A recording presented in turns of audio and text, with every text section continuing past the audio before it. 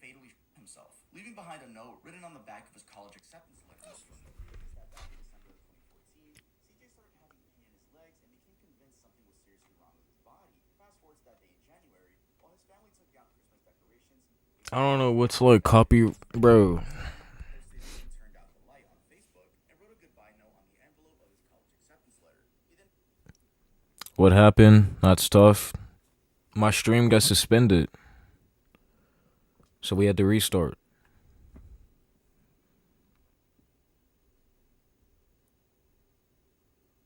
Like I said, 10K by Christmas act as if your life is on it. You cooking? I could.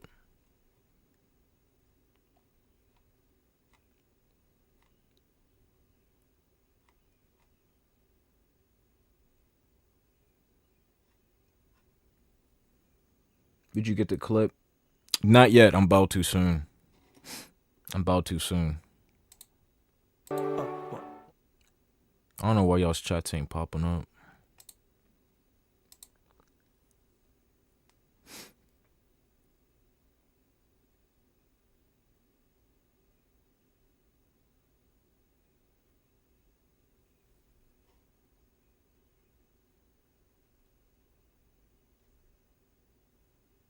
Which one?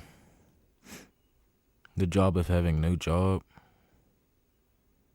Oh. Art of unemployment. I'm 34. 34? Okay, what do you do? I am a risk taker.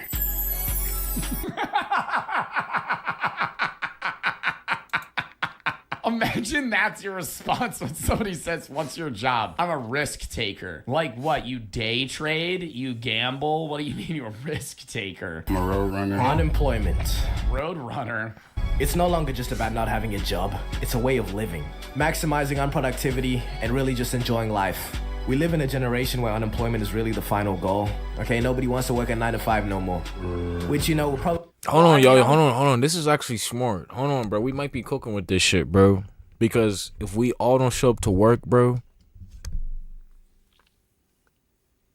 we might be cooking with this. Hold on, bro. We might be cooking with this.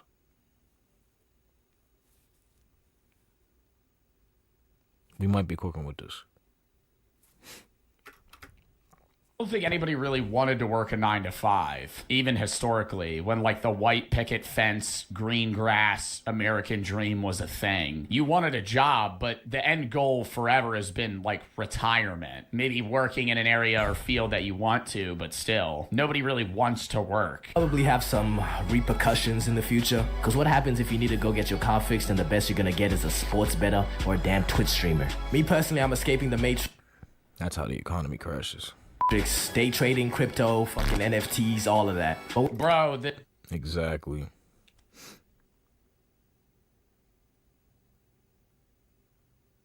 I mean, it's going to crash eventually.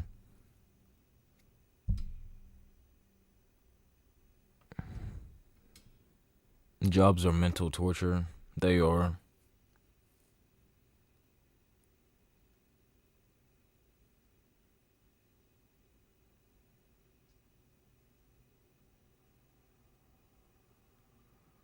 I wouldn't say like everyone lose a job, but the way civilization is and the way we've just built everything, like if your pipes are broken and you need a plumber or a maintenance man, bro, like you're going to need somebody to work for that in that area, you know what I mean? But yeah.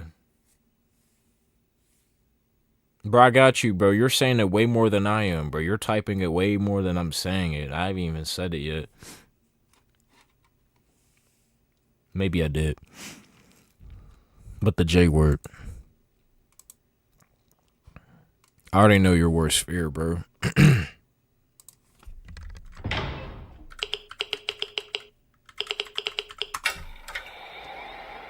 This nigga's about to start screaming and shit.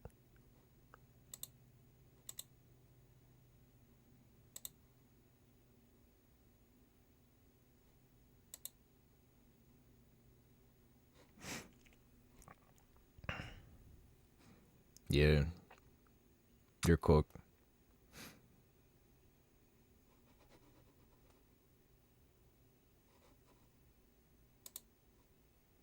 Certain jobs are necessary jobs that include schools, such as you just said.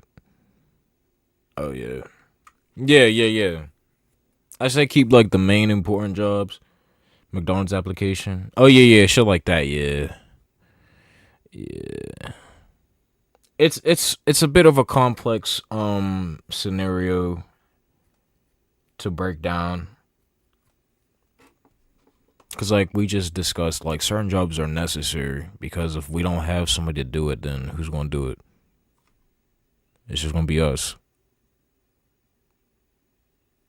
But let's get back into it, though. This is probably going to be the last video I react to, and then I'm probably going to play something. Yeah, we're probably going to play some BO3 Zombies. Or something. Or play a campaign. I still need to play, like, I wanted to play Cry of Fear and finish that nice little horror game, but I don't know. The whole day trading thing, though, I have friends that'll like sit. But that's what money does, bro. I swear. All I need is a Fent wrapped Mary Jane and a van to live in. Yeah, you definitely do. And me their like day trading profits, and I'm like, bro, this ain't getting you out of the. If we all lived in a village, money wouldn't be a thing. It would be trading for goods. That's it. Money makes things complex. Oh, yeah, I know. That's what I was saying. Like, if we all said fuck labor and, you know, but it's kind of just like, yeah, I don't know. Yeah, trading definitely would work and shit, but I don't know. Wouldn't it just be repeating history if it's... I don't know. I kind of like talking about this topic. Because I'm pretty sure at one point we probably were trading goods and shit. No money. No currency. But I feel like currency would always be a thing, even if it's not money, coins, or like some. I feel like currency would still have some way. I feel like currency would have itself implied some way somehow. My point in My point in that is jobs wouldn't exist. You said we would need people for certain jobs still. If money wasn't involved, we was. Exactly. And that's my thing. Currency would still be a thing. Even though that's not money, that's technically still money. Like a form of currency. Which I guess a form of currency isn't bad, but it's still like edging to money and shit. It's like the closest thing to money still. Currency is what makes people nuts because it isn't real, bro. When people would trade fruits and shit, it would be more peaceful. Yeah, but we're just not in times like that.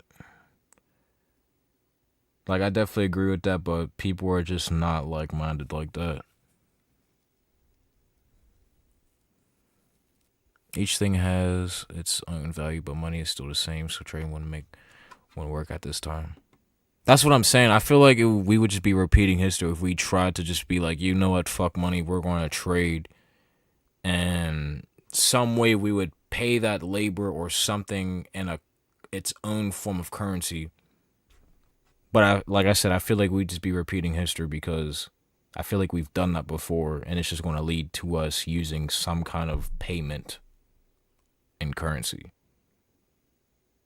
So that's why, like I said, it's kind of like a complex thing. But it's not just the fact that it, like what Bar said, it's not just the fact that money, it's also the people too. Everybody's wired differently nowadays. Not everybody's cordial. Not everybody's, what's another word?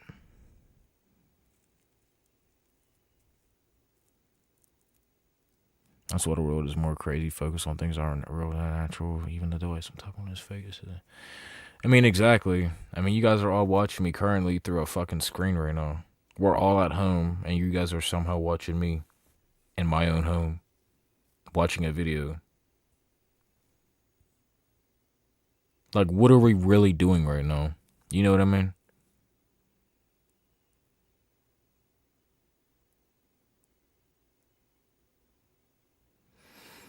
Each thing has its own value, but money still is still the same, so trading wouldn't work at this time. You can't get rid of greed that way.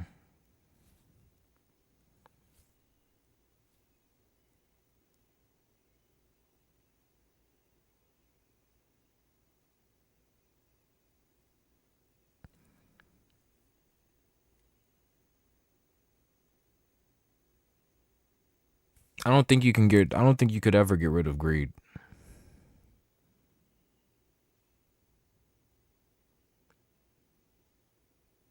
I think greed will still slip out of cracks.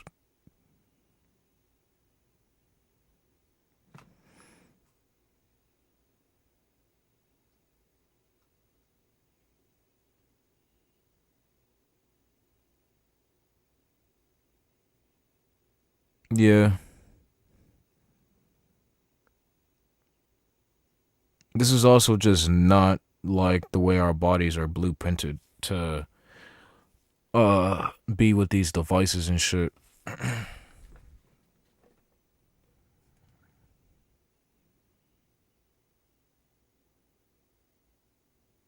Like, why is there a TV in any gym? That lunk alarm, nigga. You drop them dumbbells, bro. That lunk alarm's going off. 3 things you can't get rid of is lust, greed, and addiction.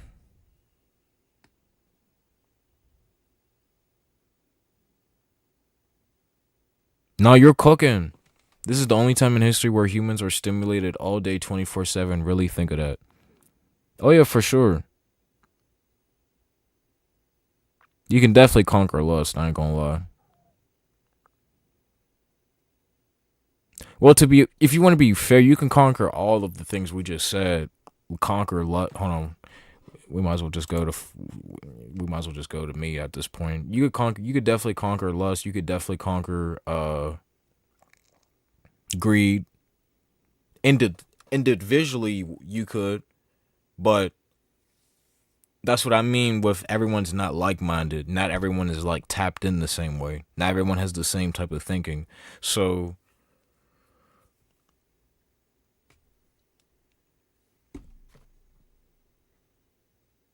it will still be in the back of your mind.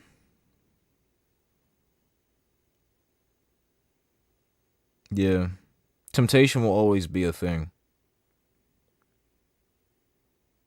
That's just like the primal energy that we are all like just made with.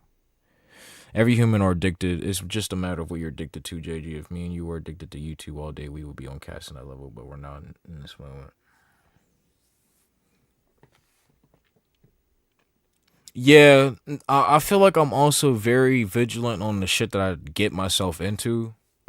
Because I be hearing a lot about streamers and shit, and I'm just very, I'm a very what's the word? Like I said, just very vigilant. Because I've been hearing a lot of artists and shit.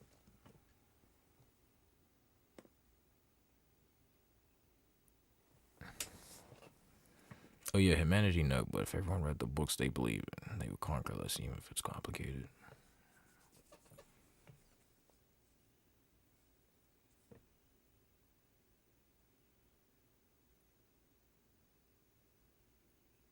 Yeah, and I feel like this would just make a whole U-turn and circle us back to what me and you both said last stream, with us just saying everything's tools, like, you know, the Bibles and all the, you know, I would just use that as tools.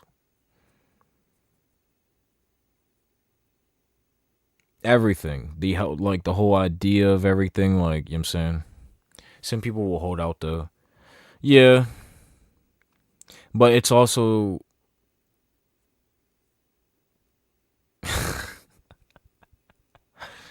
yeah, that's funny as fuck.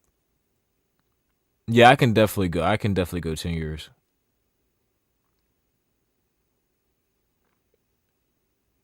That's gonna be real challenging though, but I don't think that shit's impossible. Like if you really sat there and locked in and was like, you know what, I'm gonna harvest my own energy and put it into like, you know what I'm saying, other shit. People really gotta start learning how to turn energy. You start learning how to converse energy. Because if you don't know what to do with it, you could always use it for something else.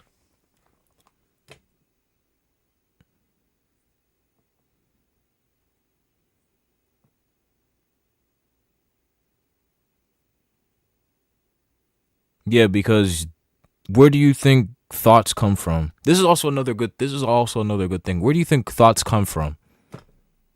They just get planted they just get pushed and planted into your head, bro. Like where do you think that shit comes from?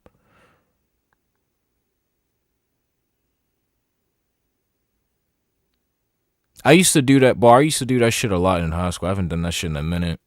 I gotta get back on my shit though.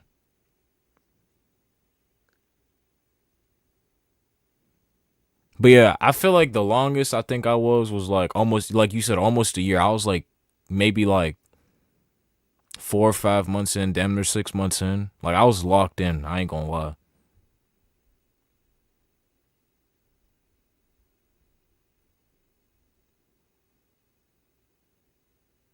No fap.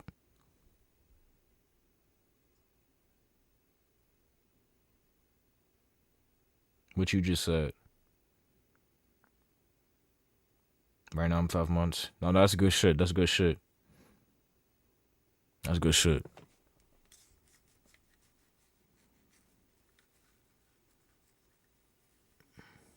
Oh, you started on New Year's? Oh yeah, that's good. That's good.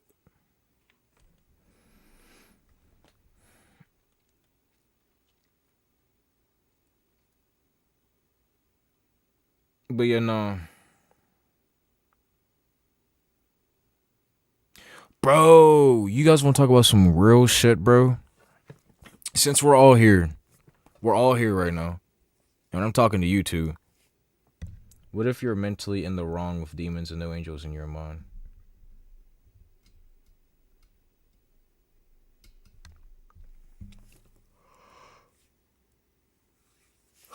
I'm trying to understand what you mean by that.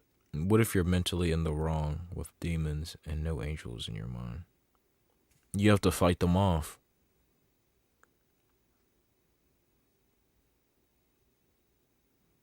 I feel like that's what quote unquote intrusive thoughts are. Because they're not yours, so where else are they coming from? You know what I mean?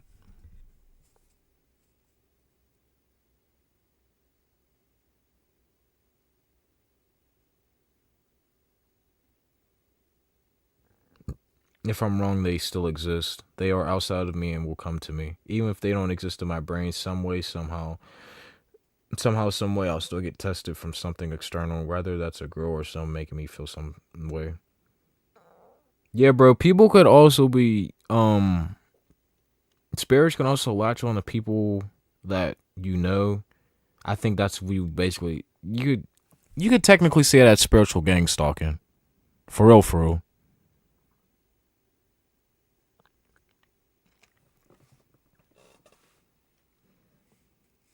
But yeah, I know what you mean. It's always something external. Like something will want you to like fail.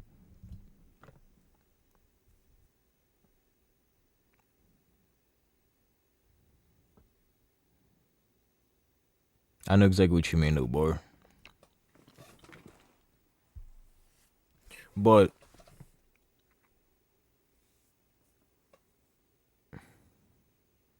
I'm talking about if a person is wrong mentally in the head with greed or something else.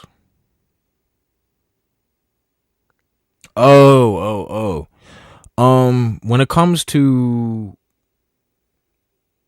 earthly possessions and shit like that,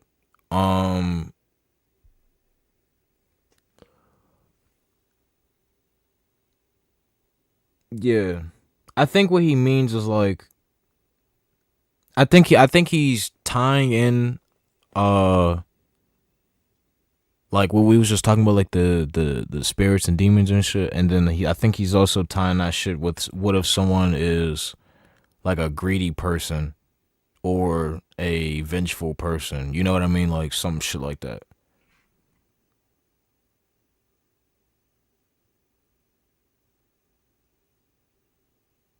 But like I kind of answered the question for you, bro.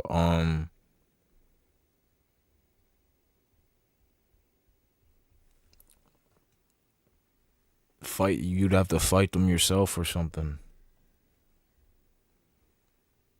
Pray something, I don't know.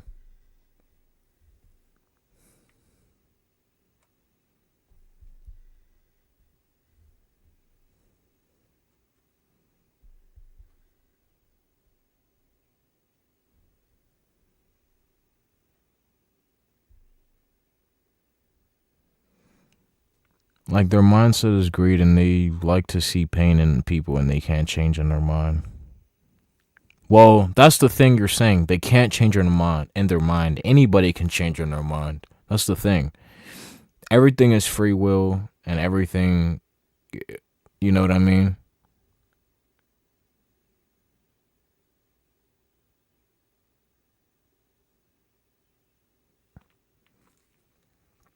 Like everyone has like they can, you know what I mean? And I know what you mean. You probably mean like, well, what if they're like this type of person and they don't see it? And that's how scary it is when you're not self-conscious. Because if you're not self-conscious or aware, having no awareness of what you're doing or just what you're getting yourself into, that's scary.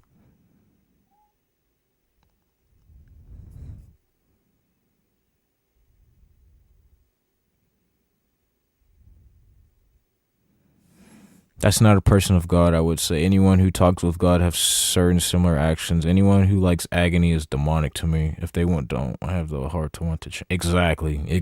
Took the words right out of my mouth. Exactly.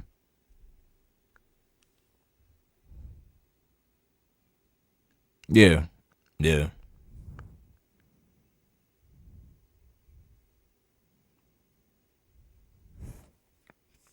Yo, but since we're here, um, did y'all hear that apparently I mean, Bar, you probably already noticed, like we already noticed, but it's coming to the public now that they literally had a press conference like with government officials and shit of different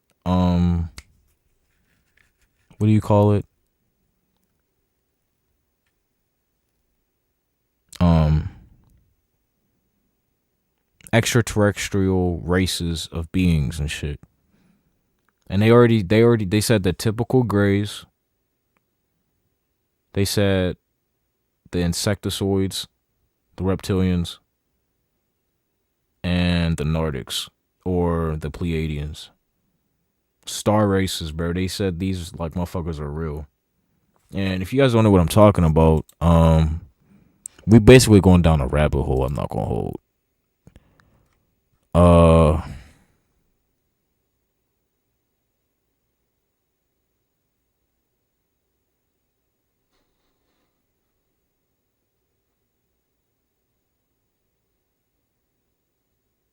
I see. I feel it, bro.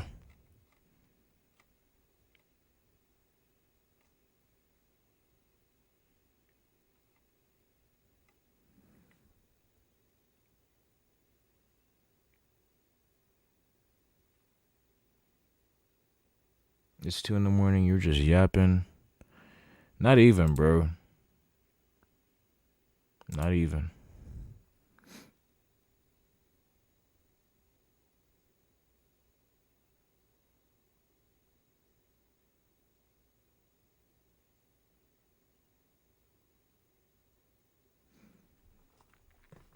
You be yapping like a motherfucker, bro.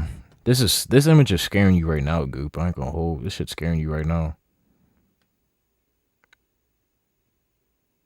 But yeah, it was like a TikTok I saw.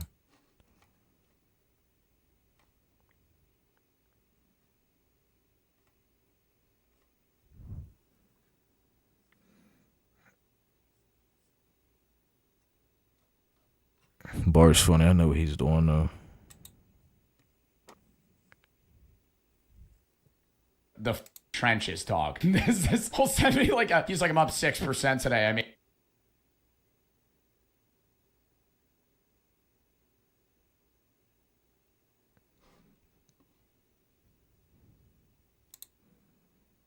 The thoughts really come out at night, whether your girl broke up with you, whether your mom died. This is the time to reflect, Goop. I'm locked in with these conversations. I swear. These are real talks.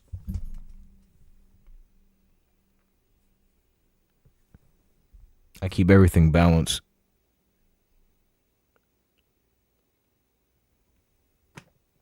Entertainment, but also factual shit and real life shit.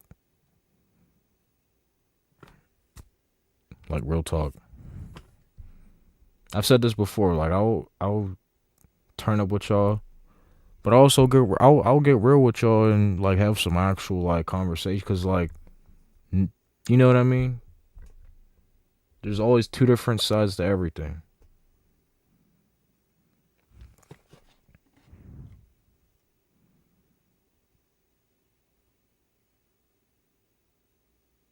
Which one?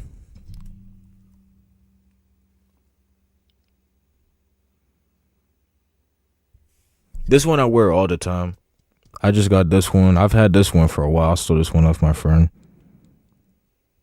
And then she gave me, these are also her rings too. She gave me these. But I like wearing this one. This one's definitely a nice. I really like this one. Because I really do like keeping everything balanced. This really reminds me to keep everything balanced. Balance is key to everything. This one is really nice to shine in the sun too. Like when you let this shit, like you could actually look through. You could probably look through it through this light too a little bit. Not really. But when it's like really sunny out and the sun like really shines through it, you could like see through the stone.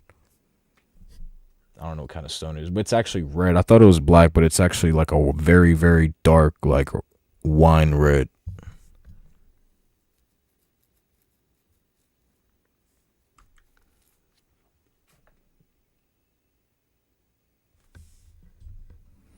Those thoughts do come out at night with my mental health not being good. And I think negative things about me and I should just die. But the main thing is I know the pain I would cause if I did.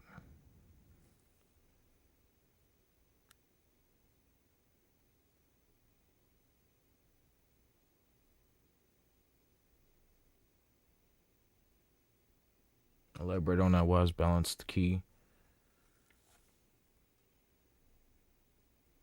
What does equilibrium really do?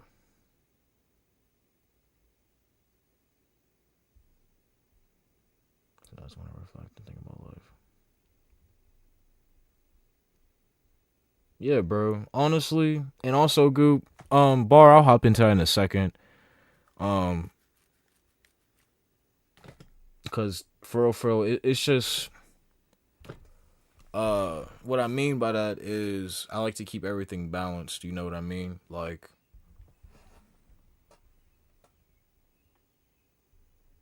but yeah, like I was saying, it's good to keep everything balanced because too much of anything is not good.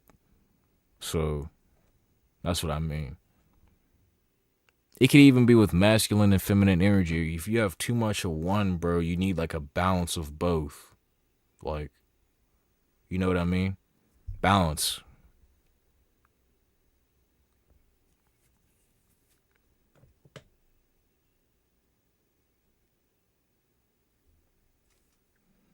But yeah, Goop, honestly, bro, you have people here for you, bro. And that's the thing, bro. You're never really alone, bro.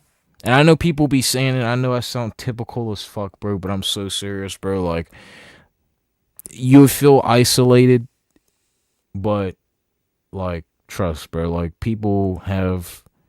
You're not the only one that's going through something. Everyone has their own unique pain, if that makes sense.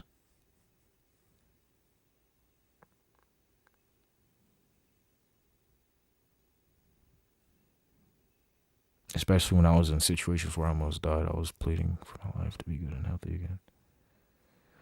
Honestly, yeah, bro. And honestly, it's really good to stay around and you sit there and look back at something you were struggling with. It's like, wow, like I managed to get through that shit, bro. Like that's crazy. And Goop, I don't know if you have felt that feeling before or yet, or you know what I mean, but it's definitely a nice feeling.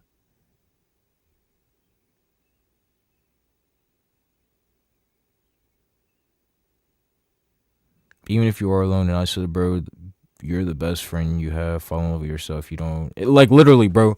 I say this shit all the time, and that's why it's like kind of hard to grasp the image of myself because it's like that's just like crazy within itself to think about. But also, it's just like I really like my personality and who I am.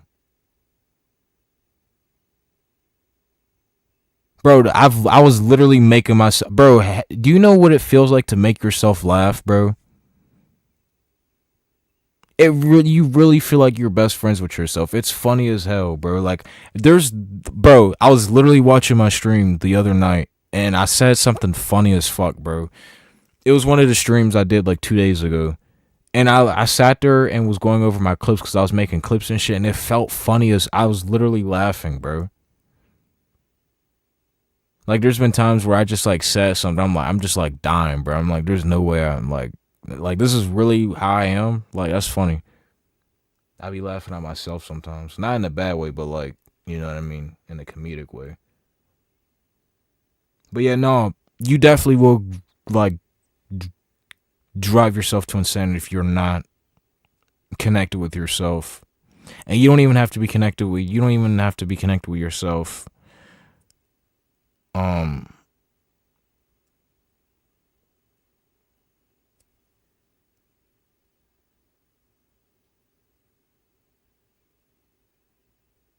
I can't fall in love with myself if I'm thinking what I'm thinking.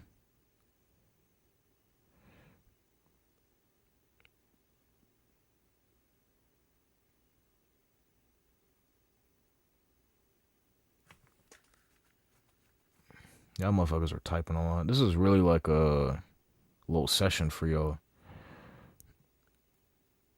We got a session going. You're thinking what you're thinking because you're under the mental prison of believe you can change your thoughts. You can.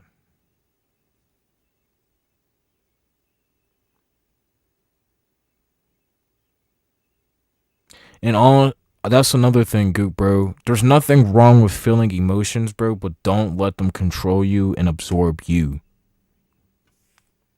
For real. Don't like because that's how people and I'm not saying you're one of these people, but after so long, after experiencing things, people can become addicted to their own pain and not even realize it. Because they're so comfortable with the situations that they've been through. They're so used to being uncomfortable and going through something to where that like that's their norm. So if anything is not chaotic, like it's going to stir something in their brain to where it's like the anxiety is going to kick in and it's going to be like, where's the issue for me to solve? A lot of times that's all anxiety is your brain working overtime trying to fix a problem that's not there. That's all anxiety is.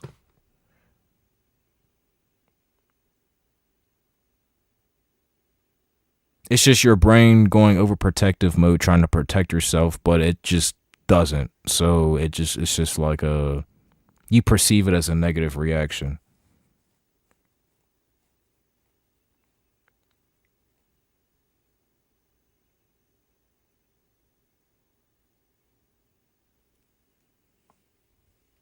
What's the point of living if your life is meaningless?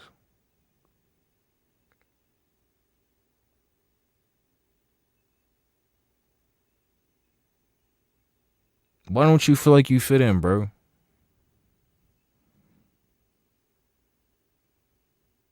And that's another thing me and Bar was kind of like saying earlier is when you give yourself self-love, you won't need it externally from other people. And when you like grasp that, bro, like you're going to be like, bro, And also if you're alone after a while, like this is kind of like how it was for me. But like when you spend a lot of time with yourself, bro, this like really shows like your character. But if you don't like yourself, change it. Change something like, and you can't change everything, but the things you can change it, bro. Whether it's physically, whether it's mentally, whether it's like something you notice characteristic wise, like a characteristic, like something, bro, a pattern or a habit. Like if you're aware of it, take action.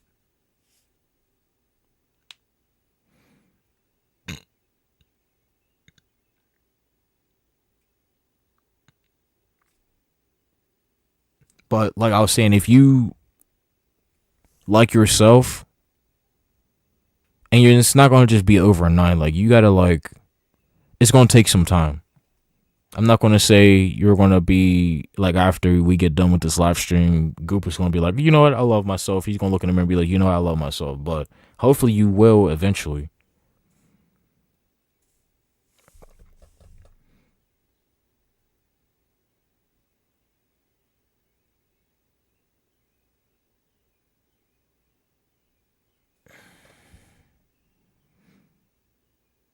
Exactly. And that's why I said change the things that you can change.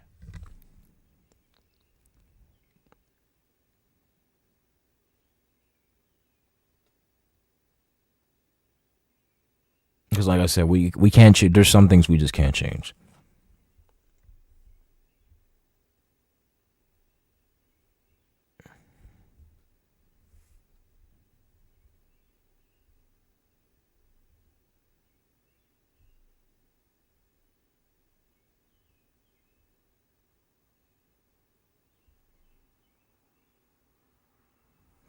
I read you have speech impediment and depression. Is this nigga right? Is this psychic bar right? Is psychic Barcy right?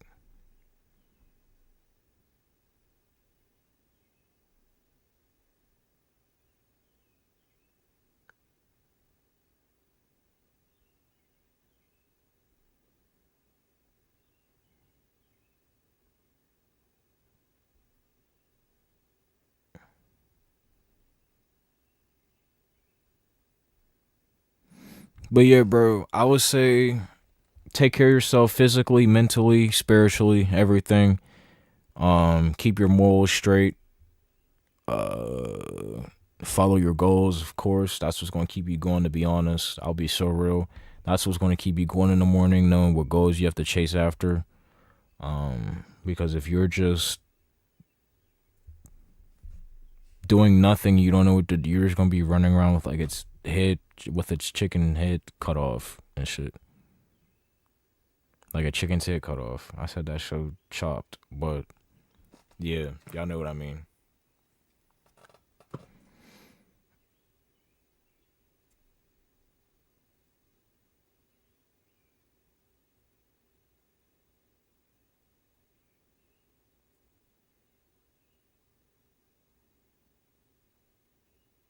No, I'm not being psychic. I'm saying that's what he says. So I don't know what.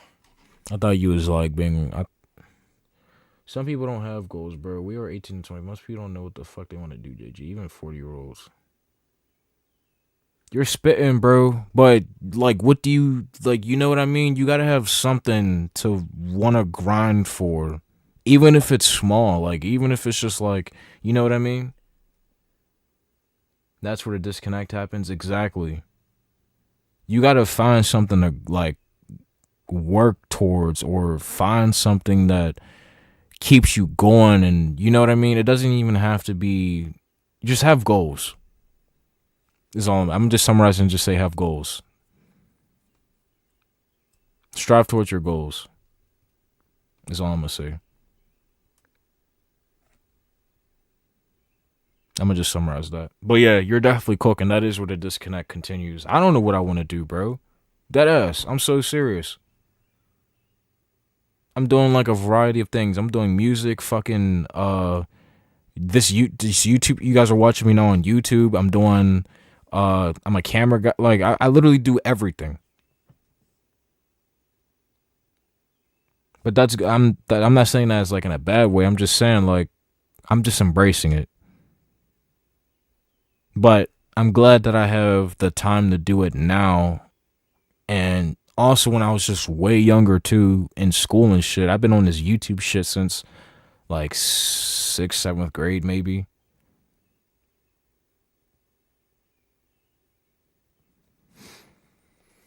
Man, if you don't know what you want to do, sit back and listen to music, feel your emotions, bro, and really sit and ask yourself, what the fuck you want out of life? Exactly.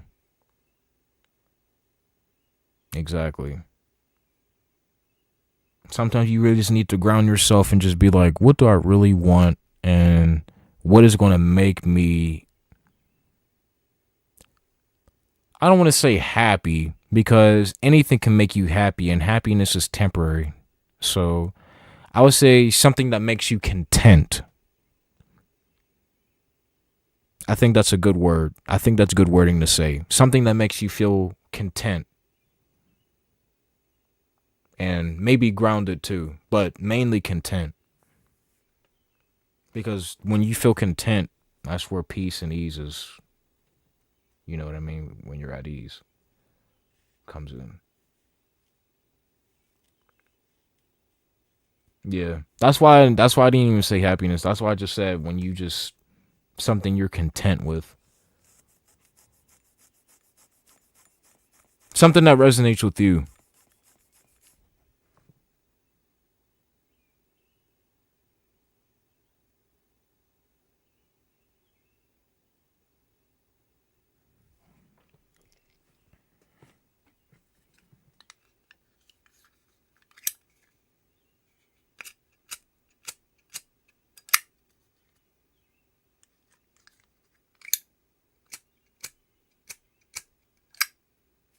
This shit got no food.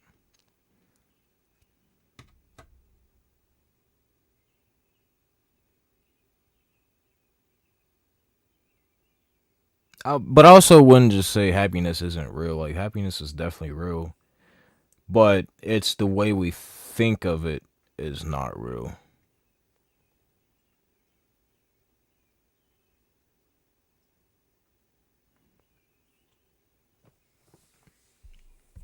I wouldn't say happiness isn't real. I would say happiness, the way we think of it and categorize it within its thought,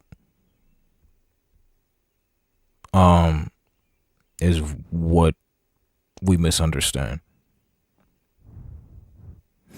Moments of joy, even the richest people aren't happy. You need peace. Peace is what sticks forever. Yeah, exactly. Look for peace, not happiness, not money, peace. Exactly. That's kind of what I was tying in when I said, like, you know, find something that is content with you. That's basically what I was saying, in other words. Something that you're content with, brings you ease, and most importantly, peace. Mingo seems to be doing good in life, bro, and I'm low-key proud of bro. I know you haven't talked to Party Mingo in a minute, bro, but I've been seeing Mingo, and he's been living life, bro. He has a girl and shit. He's been, you know what I'm saying, happy, bro. You know I'm happy for bro.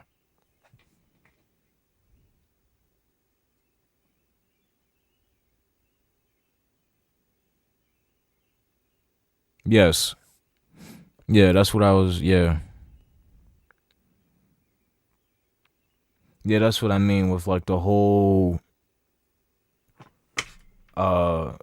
demeanor of everything just being the happiness shit. That's why I said, yeah, like, the idea of what we think happiness is was completely wrong. But yeah, you can still feel moments of joy and happiness. We just have the whole idea and ideology of happiness construed.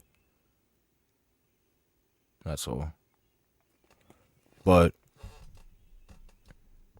it's definitely real. You can definitely feel it. But are feelings real? That's the next question. Are feelings really weird? I say real. Are feelings really real? That's the real question. You can sit there and be like, yeah, it's a chemical reaction, but like, to be honest, what is real? If you really want to like just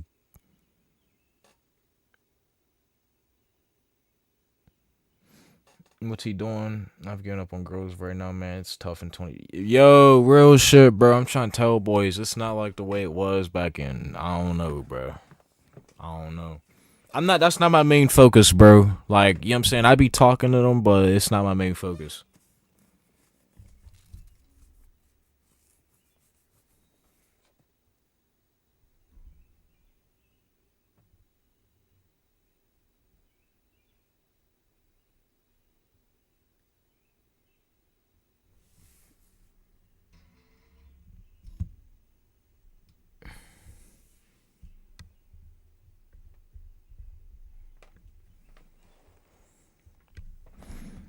No, feelings are not real. They were just signals.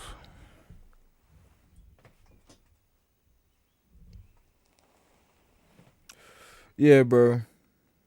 That's what I'm saying.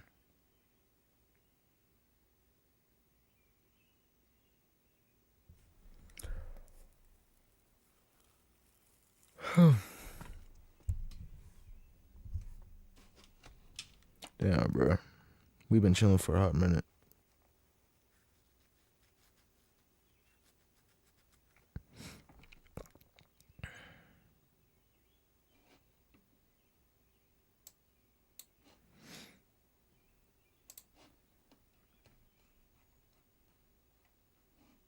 We might as well just play something. I don't really feel like watching nothing no more.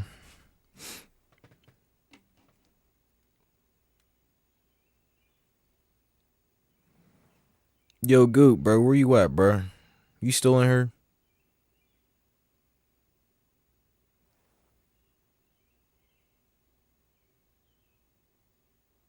Swear, bro, swear. Where is Goop? Literally the title, where are you at, Goop? Goop is sitting there crying like, oh my god, I found real people. I'm here, same time, and swear. Alright. Is bro getting tired? You getting tired, Goop?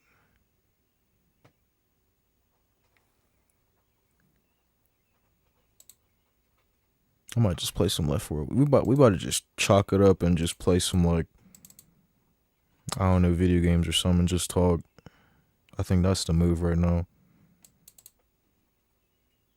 Doesn't even have to have someone an objective. It could just be a game.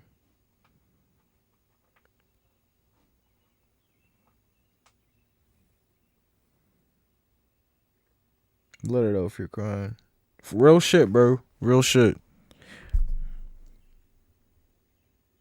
Skate? I could find Skate. Skate actually would be perfect to play. I would have to stream it. And by stream it, I mean like I would have to like stream it on like the Xbox shit, and that would just be ass.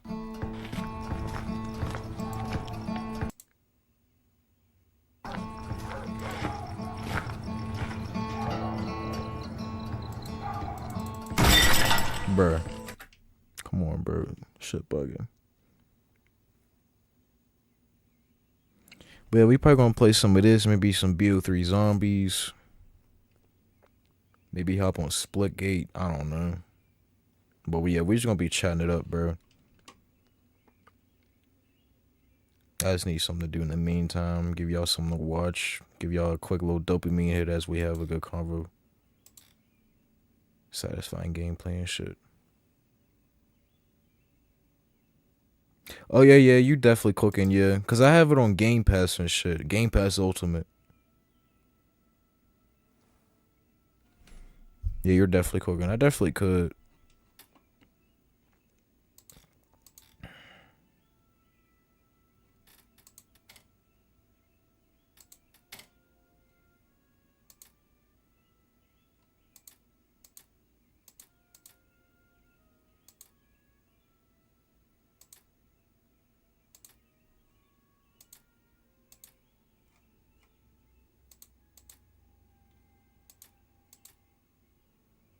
We about to play a custom match.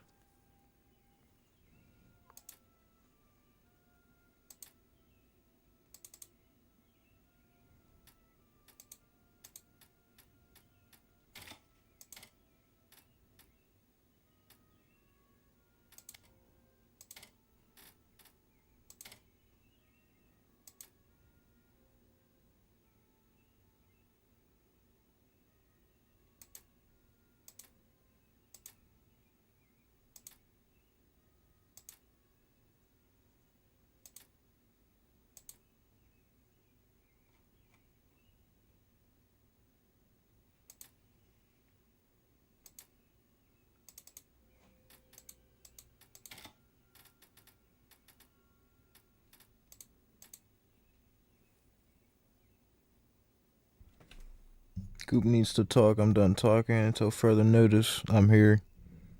Oh yeah, nah. I feel it. Nah, bro, y'all could talk, bro. Anybody could talk. But Goop was probably just like bullshitting. Or maybe Goop's thinking, bro. We did just drop a whole bunch of gems on, bro. Let's let him cook. Let that shit marinate in his brain a little bit. Let that shit be food for thought. We did just drop a whole bunch on, bro.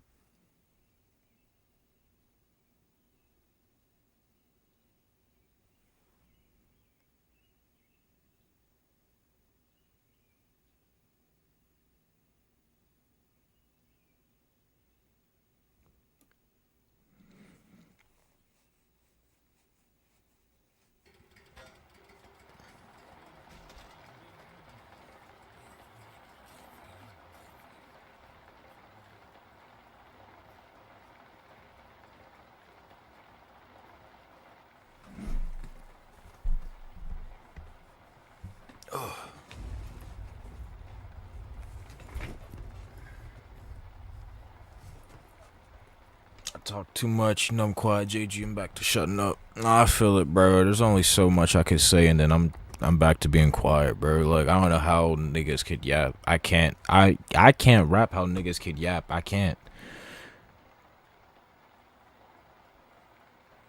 I'm not trying to overstimulate no one. You really can't overstimulate me. I'm not gonna lie. Especially if I fuck with you and we're like on the same like level.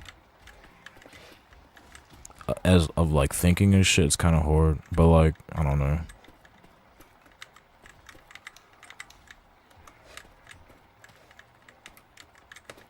Where do I go down here? Oh shit! I broke my fucking ankles doing that shit. Oh fuck!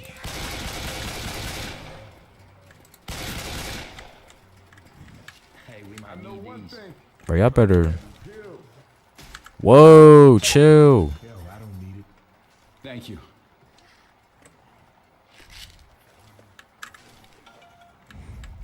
This fat nigga, bro, give me my machete back. I mean, not my machete. Give me my Glock back, you fat bastard. You took my Glock. Weapons over here. Come on, bro. What's wrong with you? Yo, this nigga's getting on my nerves, bro. This nigga's pissing me off, bro.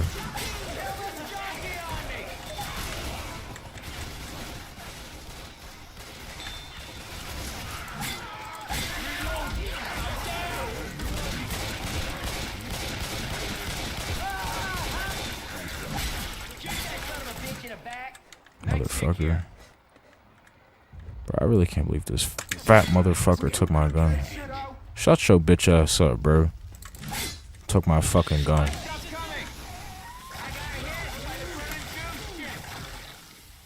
Hey, over here. What's your favorite rock band? Thanks. They're not rock, but they're a metal band. Slayer. Slayer is one of them. Like, I have like 3 different Slayer shirts.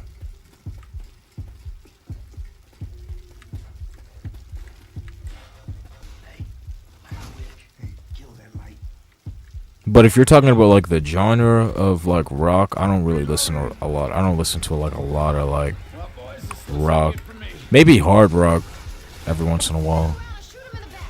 But like I don't really listen to rock or like that. Not that I hate it. I just usually listen to like metal or punk.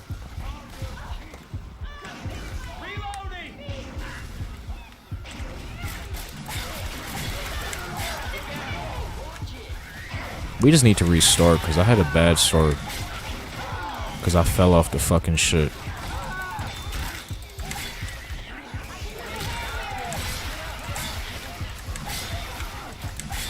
Can this nigga die, bro? Damn. Damn. Damn.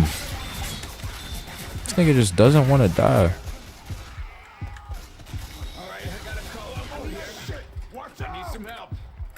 Are you serious? There's like no other guns, bro? Like,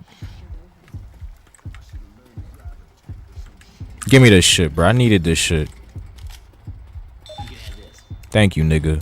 I love you. I owe you one. Rock, metal music, or indie acoustic music.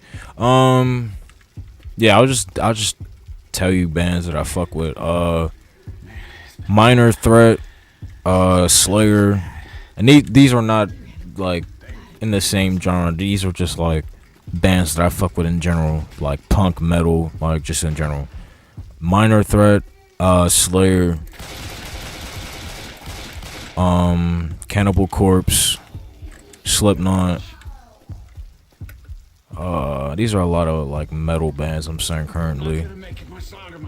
One that's like punk and metal infused together is The Casualties. I fuck with them. They're like a punk hardcore punk, but they like put like metal vocals in their shit.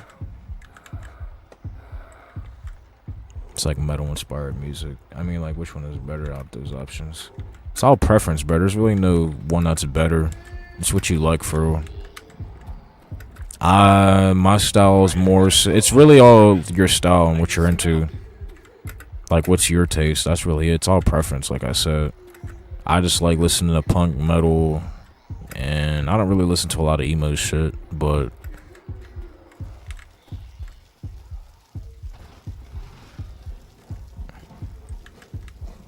I'm not into metal for real. It's too hard for me. I like soft indie music. Hard rock is good too sometimes. Metal too extreme in my opinion. It is. It's for a certain genre of people. It's not for everybody. I'm not gonna lie. You either hate it or you fuck with it. You either hate it or love it.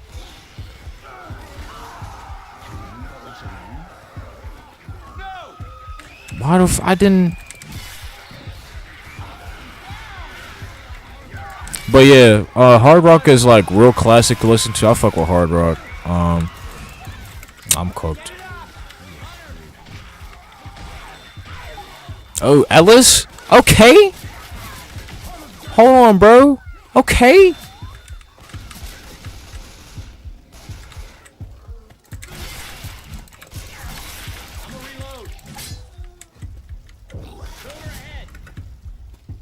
But yeah, punk is also nice to listen to. I love punk music. Especially like hardcore punk too. Nightstick here.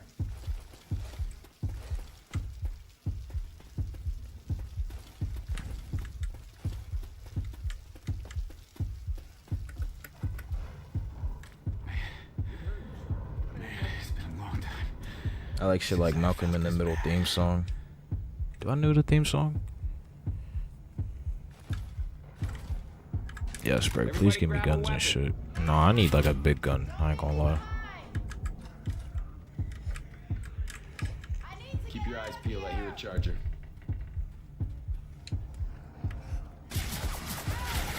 Alright, bro. Can y'all not like shoot me, bro? Come on. These niggas are retarded, bro. Yeah, we just needed to restart. I ain't gonna lie. I shouldn't have jumped down that shit, but they ain't give me no other option. Was like, you know what I mean?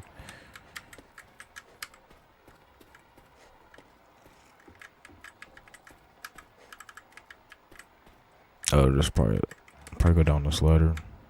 Oh yeah, we just go down the ladder. All right. on to these pills.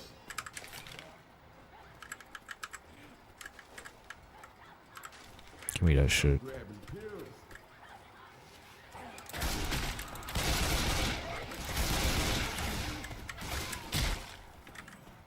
Why you don't know that's crazy? Best theme song ever along with Drake and Josh. I probably do know it, but I'm just not good with names and shit. Like if I hear a song, like a well-known song, I'm not gonna know the artist until you put that shit on. I'll be like, oh, that's such and such. Like I'm not good with names. You could be like, yo, do you know who such and such is in this movie? I'm gonna be like, until I see that movie, I'm like, oh yeah, I know who you're talking about. Like I'm good with faces, but I'm not good with names. Attaching names to faces, if that makes sense. Spit her around. Reloading. We got two. Covered in goo. Reloading.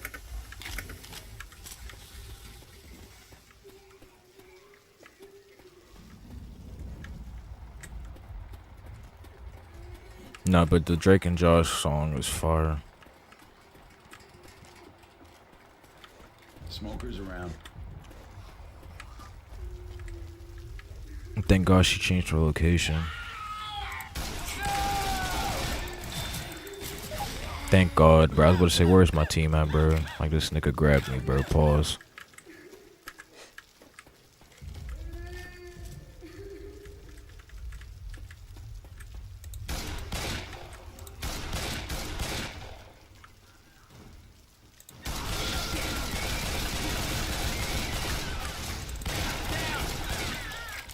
Hey, over here.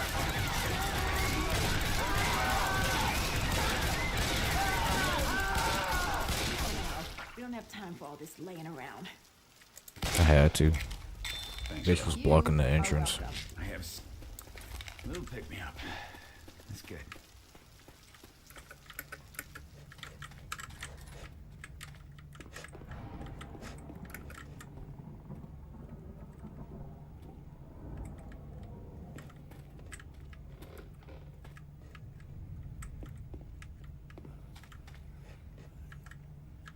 Everybody grab a weapon. This is some crap.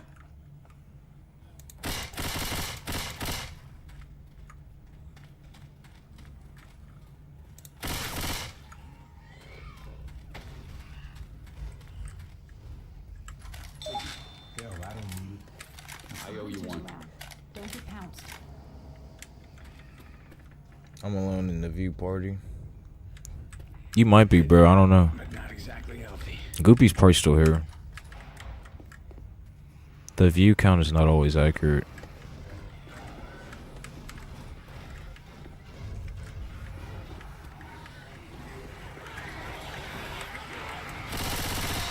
I knew it, bro.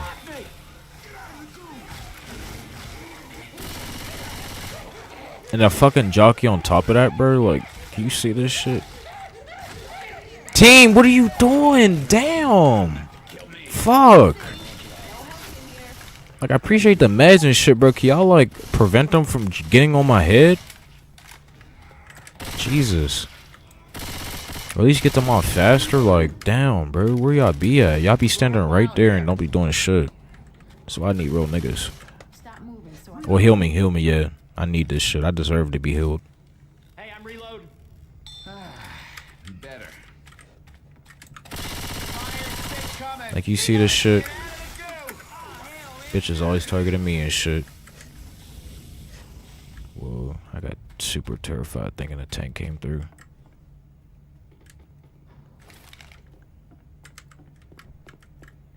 Frag rounds here.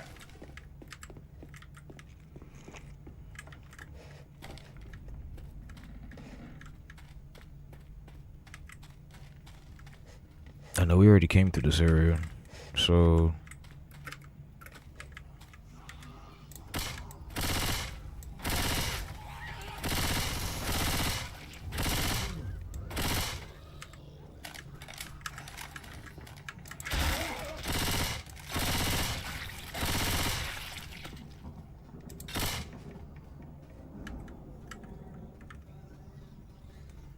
Charger!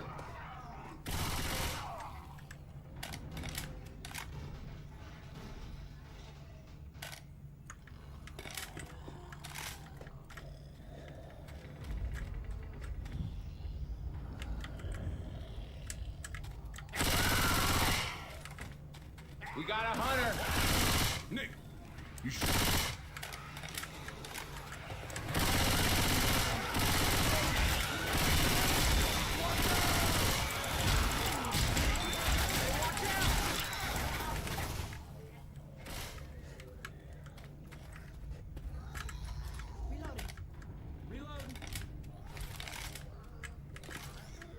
Deploying frag rounds. Everybody take that shit.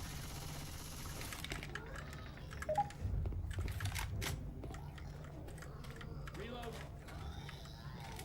Boomer.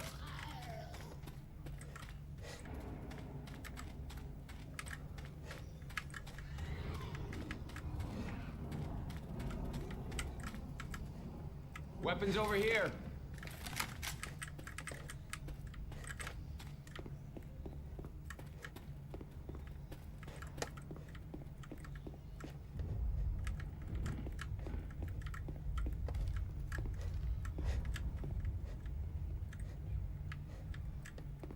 Like, where the fuck do I go, bruh?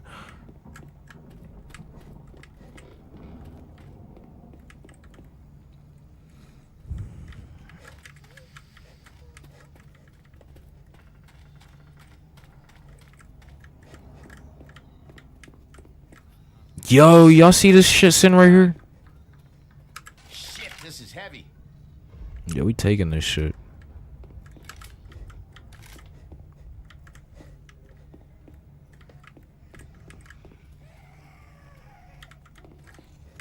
Fire spit coming. I got hit. Oh, hell no. Shit.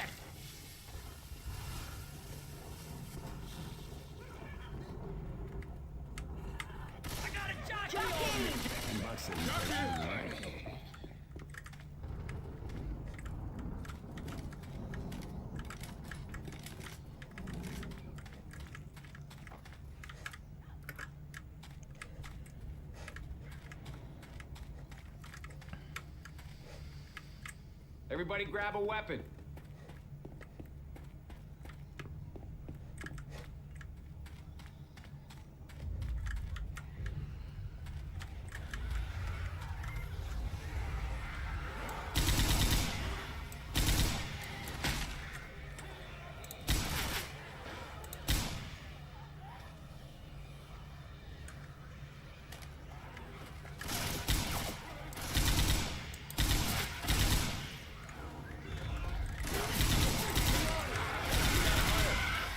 Whoa. There we go, there we go. Alright. Shit. Let me pop some meds real quick. Let me pop a perk real quick. Alright, we good. It's time for a percolator. It's time for a percolator. It's time for a percolator.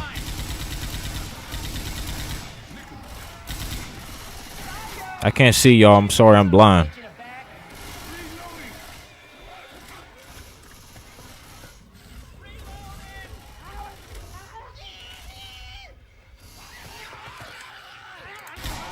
Oh.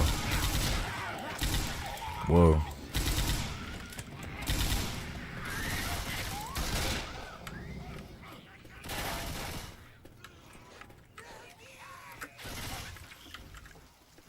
Here, you can have this.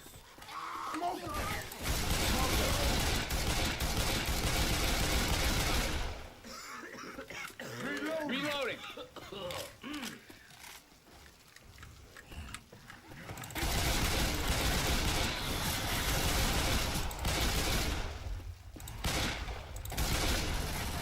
Reloading.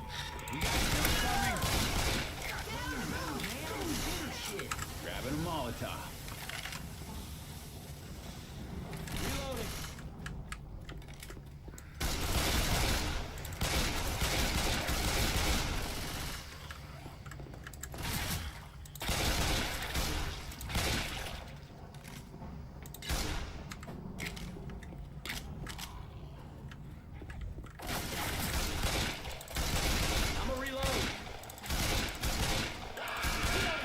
Whoa.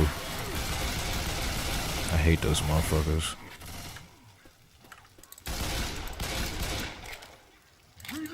Reloading. Whoa. Yeah, I was about to say he needs that other gun out. Hear that charger? Hey, I'm reloading. Finna be in the next stream. I'll be in the next stream. Finna hit the hay. I appreciate you, bro, for real. Stay tuned, bro. Stay safe, bro. I'll catch you. Of course. Thank you for stopping by, yo. Good ass talks, yo. Good ass talks. TED Talk worthy, nigga. I'm probably gonna hit the hay after I finish this mission, to be honest.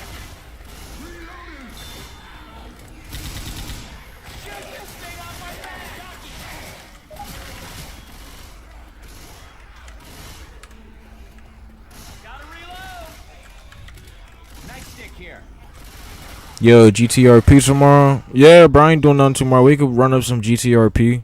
What time you thinking? Stand still.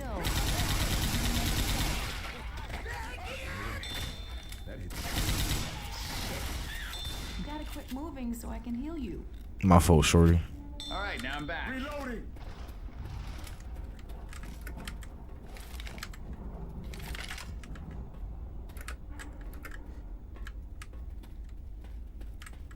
Alright. Got content. Yes, sir.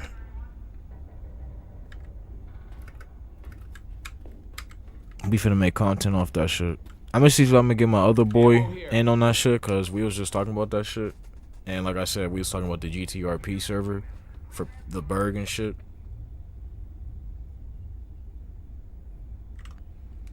Around this time if you want, 1 through 4 a.m. or 6 through 9 p.m. Oh shit, alright, bet, bro. I don't know when, but for sure I'll definitely hit you. Or you hit me, but I'm gonna definitely hit you because I don't know when I'm gonna stream tomorrow. I like streaming hours where it's like nobody's like active. Cause like when you're a newer streamer, you gotta stream when like you gotta stream in non-competitive hours. So it just works for me that I could stream like this late, and I just be bored around this hour. Most of the time I'm watching like YouTube, but I really do like having conversations with people. Like sometimes I really do be sitting in my room and I just really crave a conversation. So that's one thing I do like about this shit. Nightstick here.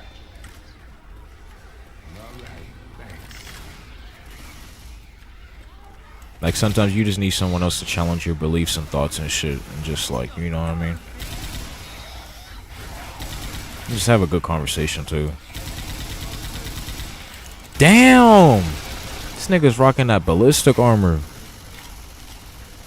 So let me know ahead of time because I don't know if it'll take long to get set up on RP. We could just yeah, I'll hit you. I was about to say we could just, I don't know when I'm gonna wake up tomorrow, but yeah, we could just run that shit whenever. I'll probably hit you whenever and we could just run that shit. It doesn't even got to be a specific time.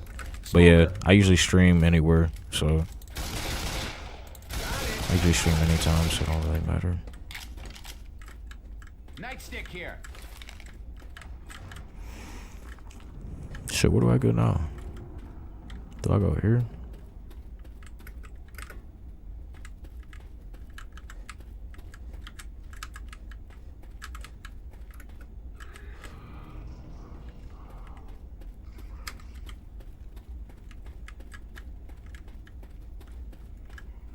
Ammo here. Oh shit, prepare for the horde? Fuck, bro. I need ammo. If it's a horde, we're gonna need a shotgun too.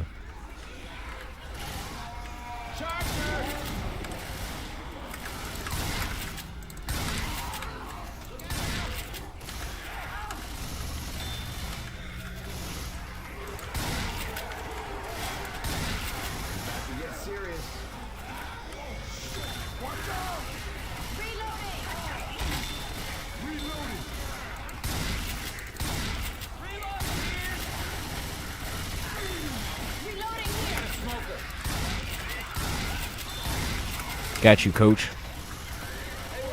I don't know how he grabbed his fat ass, but he did.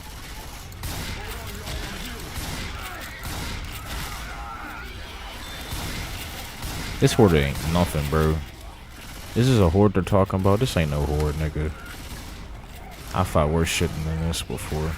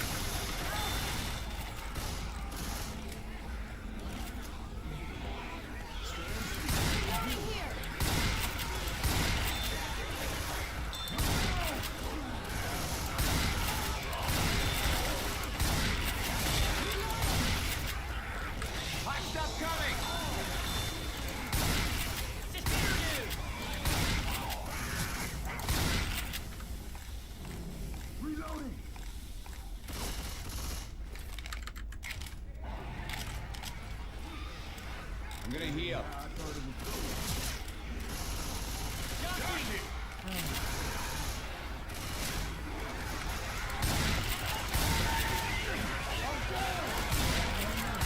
I'm down. Someone get big man up.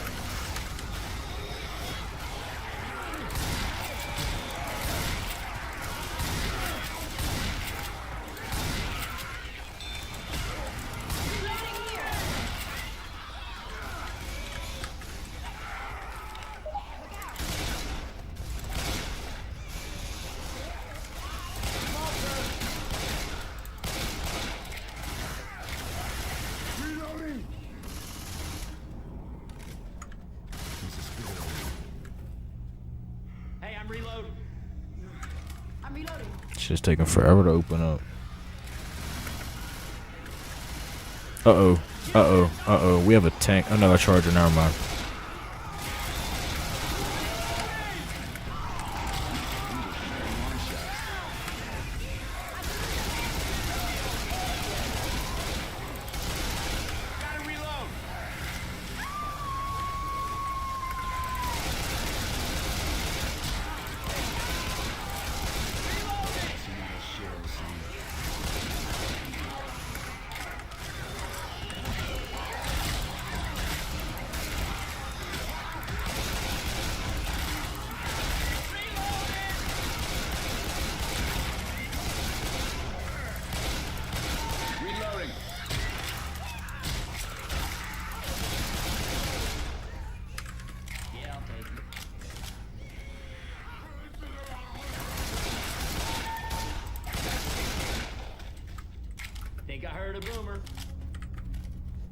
We outside, y'all. We finally outside.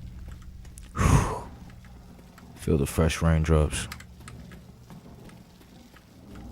First aid kit. Damn. It's just me and Ellis.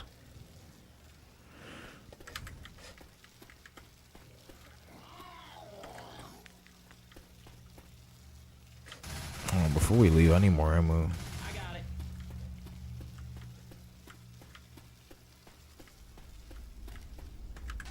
Ammo.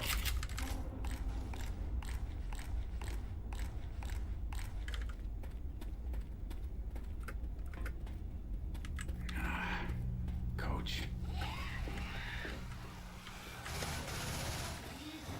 Hunter.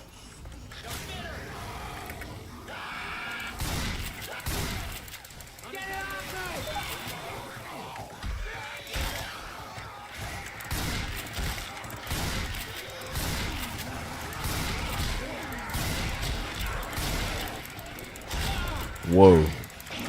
Ellis, Ellis, Ellis, Ellis, Ellis, Ellis, Ellis, Ellis, Ellis, Ellis, Ellis, Ellis, Ellis, Ellis, Ellis, Ellis, Ellis, Ellis, Ellis. I'm cooked. Alice, you fucking sold, bro.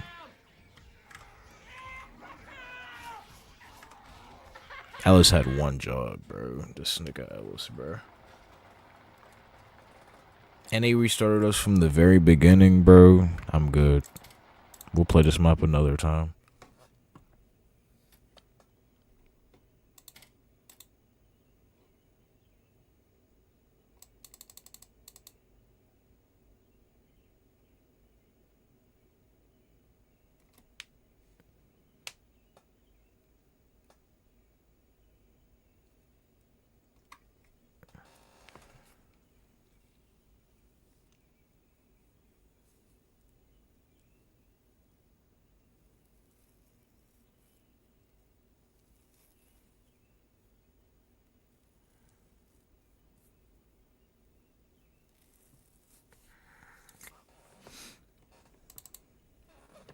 Been an hour? For real? This entire time it's been an hour and 20 minutes?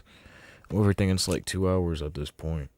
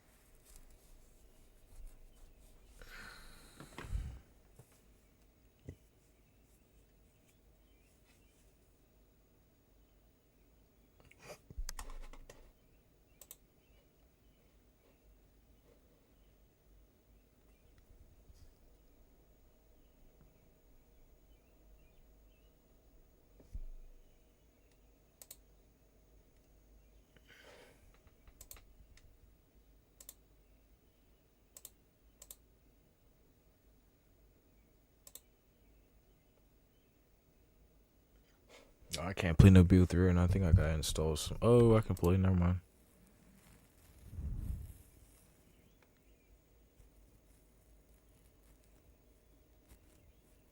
I think we're gonna play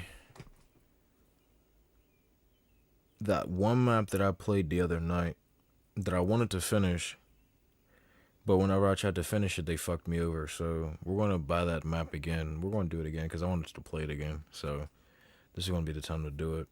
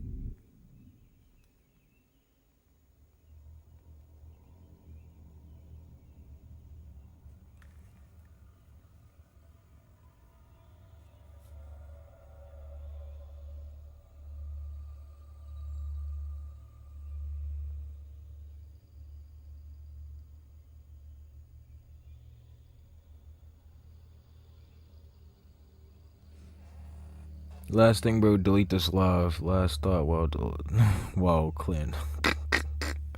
Last thought while closing my eyes. Alright, bro. I guess.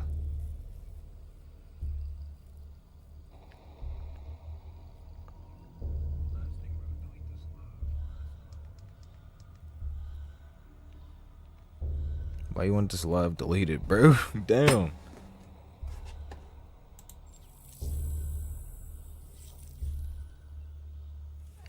Bro's like, delete these secret files. I'm glad you still in here watching my shit, though. Like, as you drifting off, I'm just playing zombies right now.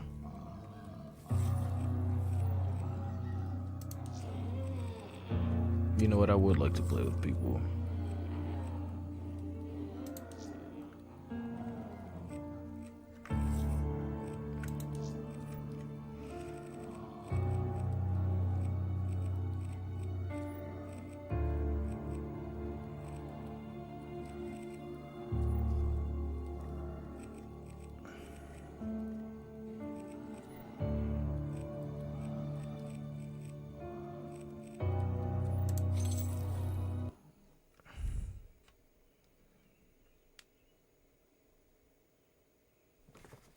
This is why Black Ops 3 on PC is better.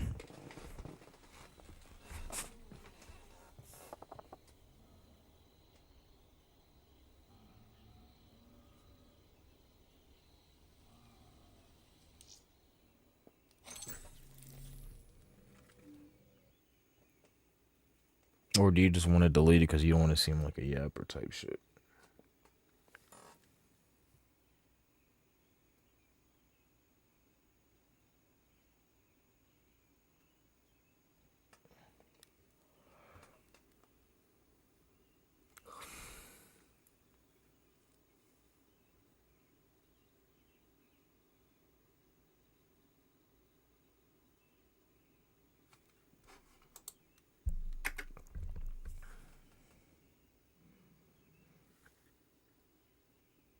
Alright, there we go. We loaded up. We're gonna beat this map. It's currently 4:35, 4:36 in the morning. We're gonna beat this map. Like I did yesterday, but I want to officially beat it, like, not theoretically beat it.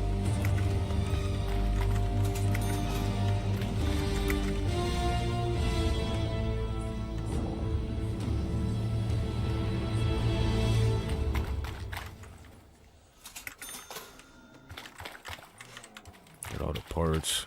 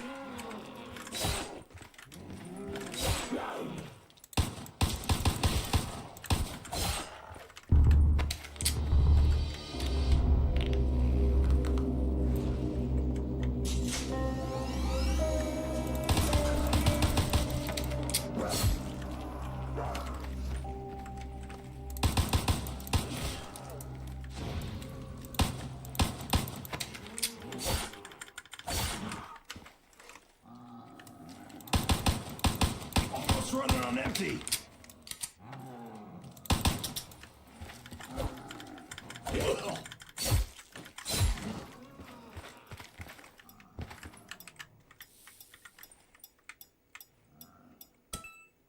I'll eat this when I need to get a nasty taste out of my mouth.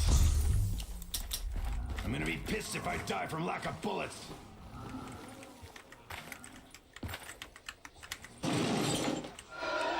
Let's see what they give me.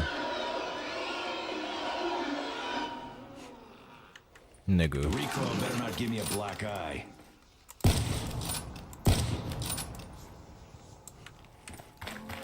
Double points.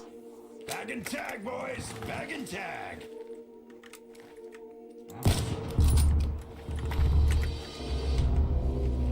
Yeah, no, I'm not rocking with this. Come on. Party's over, boys. Fresh out of hell. Okay, I'm fucking with this. Try not to burn through the ammo too fast.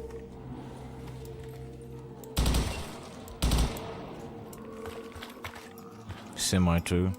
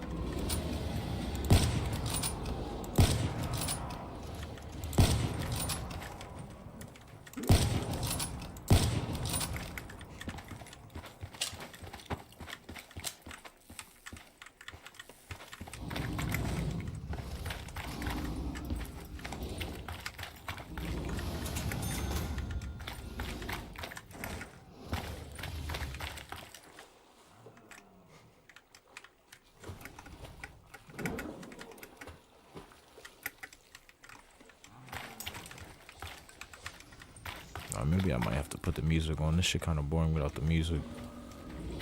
I better not get copyrighted.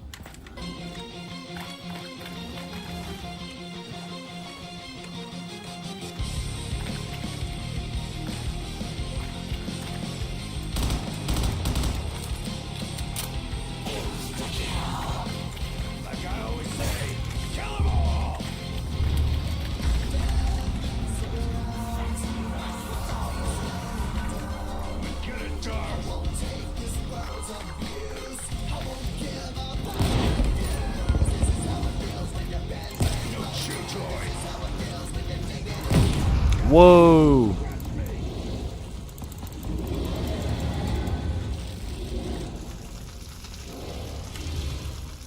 Oh yeah, we gotta drop that Lucas.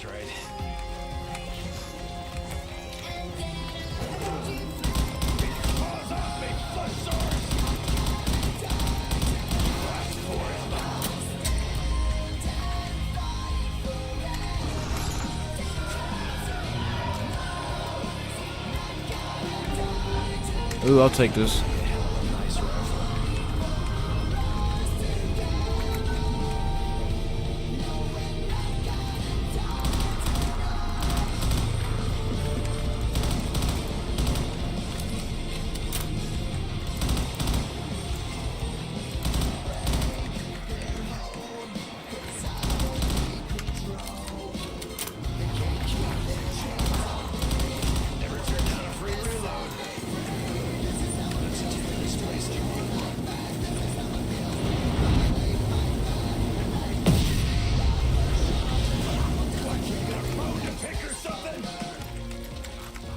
Run, what the fuck?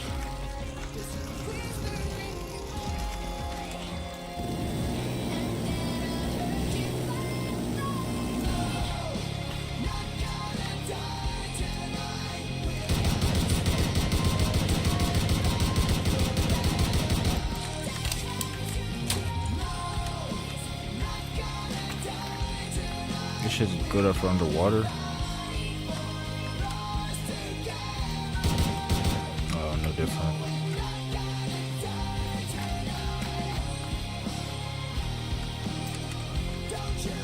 That was actually retarded. I should have got Jug first. Why did I do that? Just a little something to take the edge off.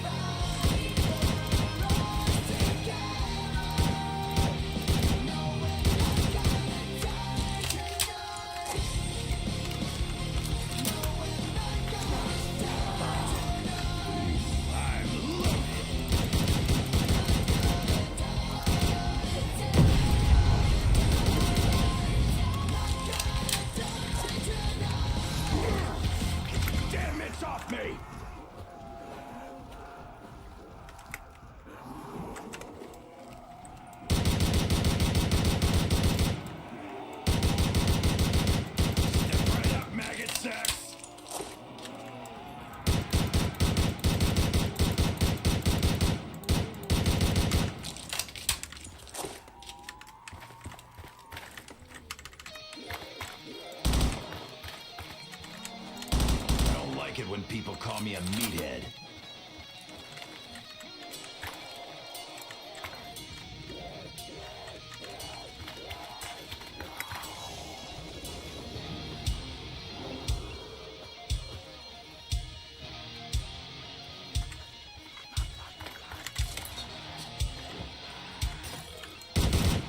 I can drink this all day if I can afford it.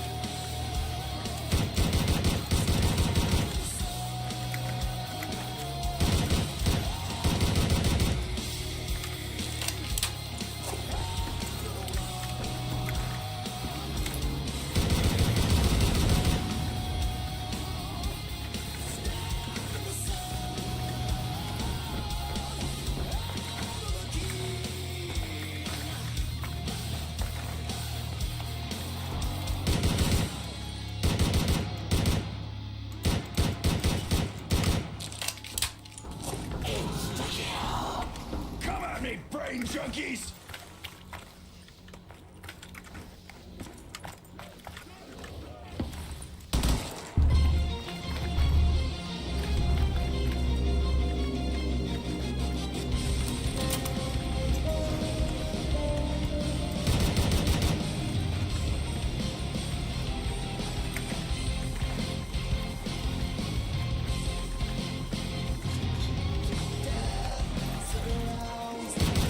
This'll help me cool down.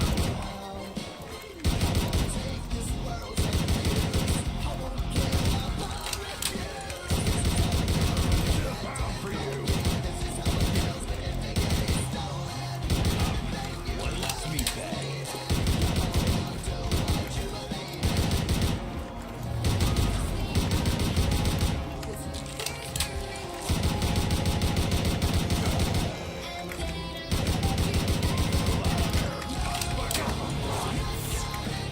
Time to double down.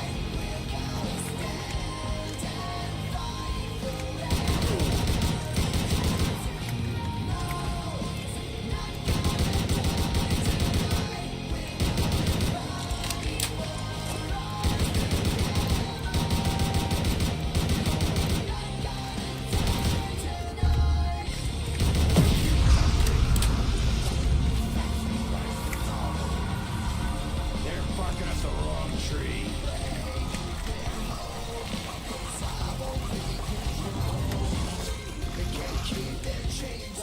Treats for you.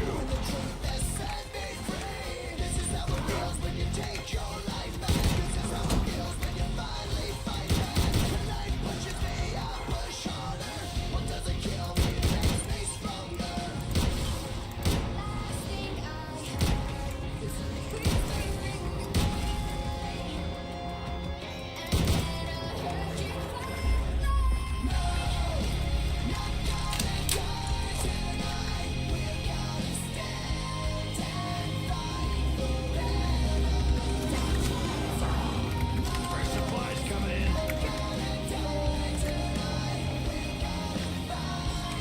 Time to fill them up with steaming hot lead.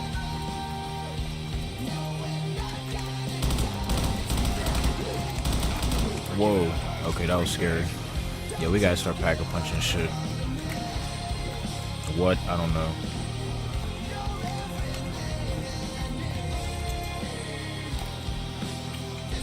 I feel like you know the answer to a question if you don't want to ask.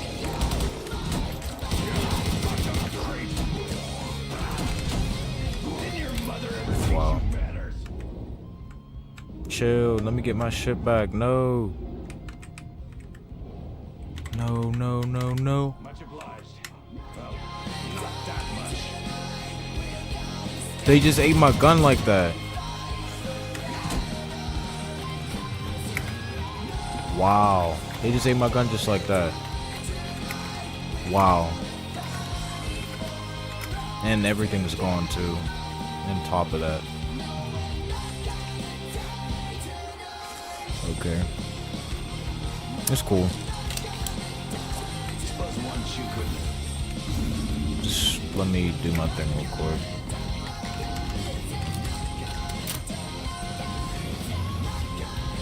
I'll gamble. Yeah, I'll gamble for like one more gun.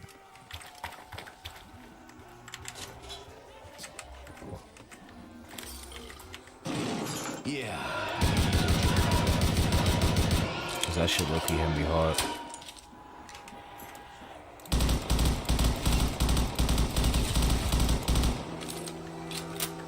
I'd be a whole lot happier if this was just a faster reload.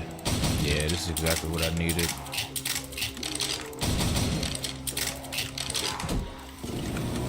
Now this is a weapon we can work with.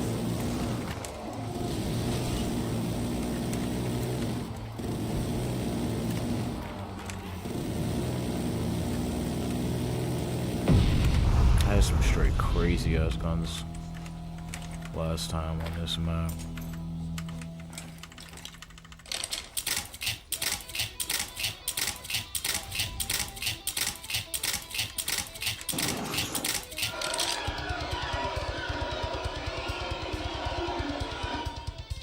I'm not picking that up.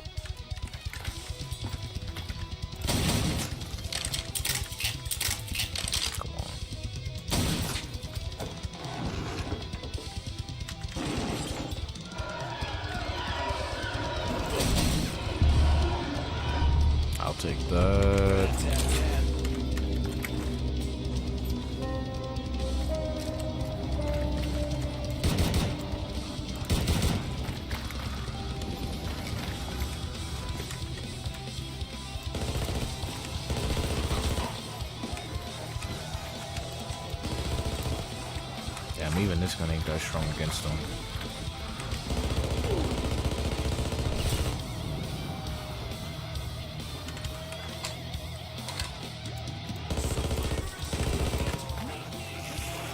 Oh, fuck no.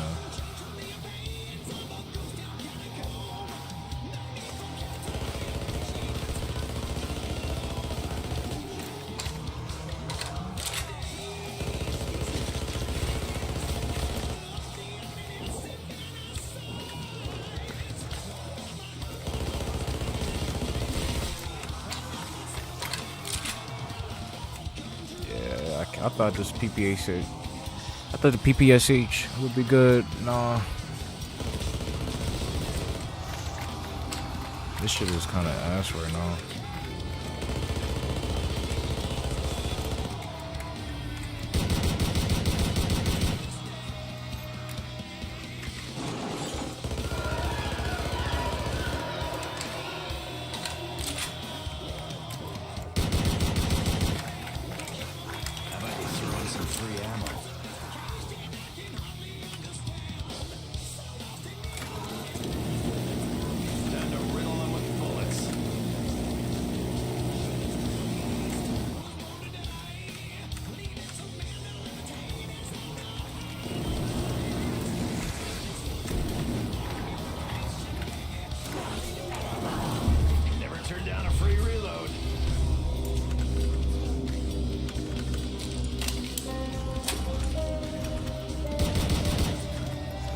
Can't forget about speed. I need that shit ASAP.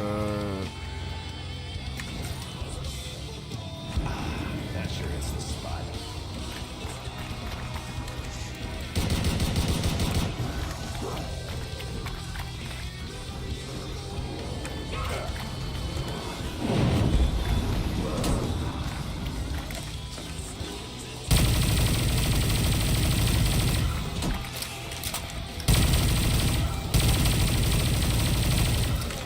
What game is this gun even from?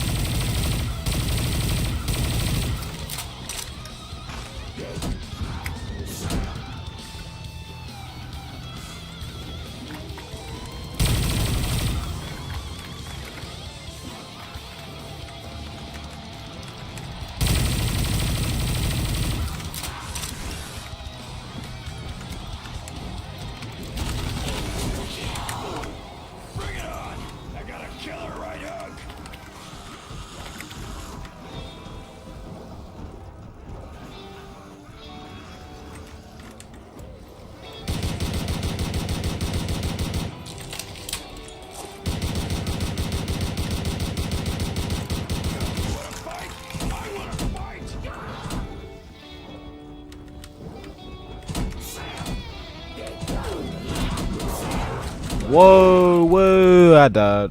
Well, that's it. I just had like the best like fucking guns last game. I didn't really like the guns I had this game. But last time I had a minigun, I had a...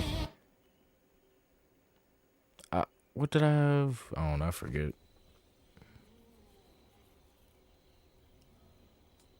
I didn't really like that energy gun that I got. That Tron ass look. I don't even know what Call of Duty that's from.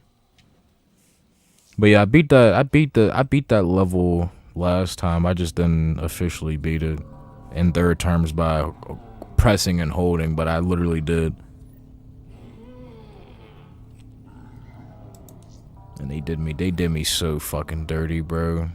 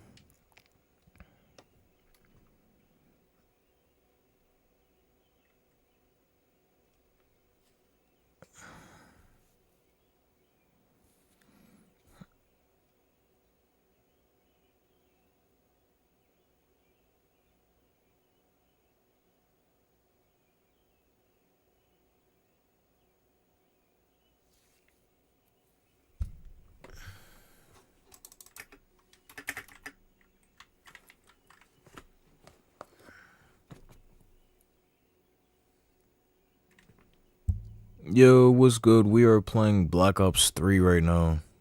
Black Ops 3 Zombies.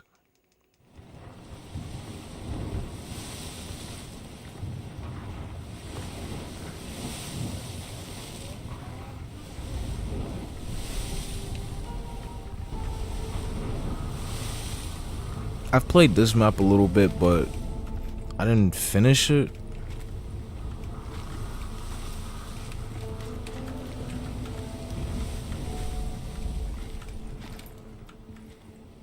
I don't even know, like, how to play this map, to be honest.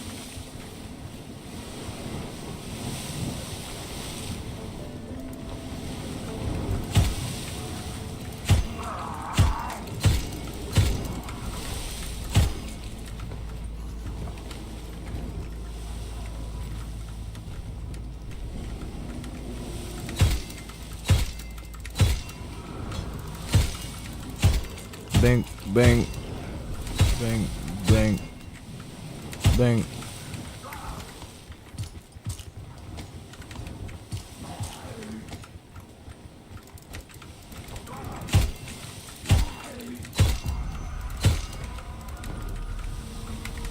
Cause we bored, gang, we ain't got nothing else to do.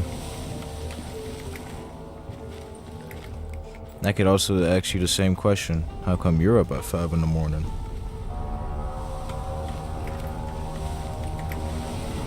But yeah, I was streaming late, just cause.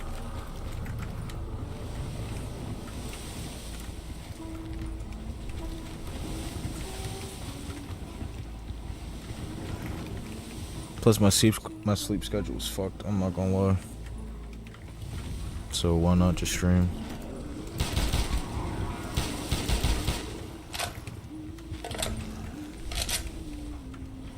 I'm not crazy about this map.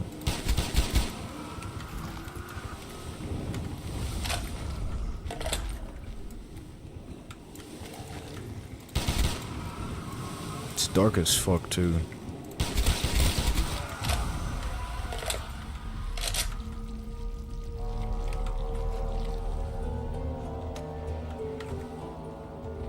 Delay that chat. Chill, bro. You're like the third person saying that, bro. Chill. That's just natural. It picks up speed too. Like, it's not always delayed.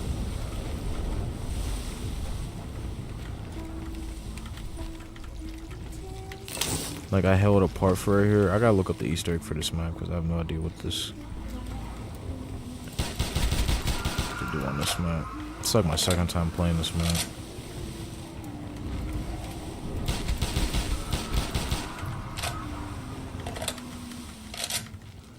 Why are there paragraphs in chat? Oh yeah, we was just talking earlier before you joined.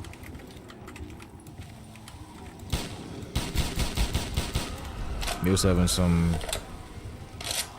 deep convos.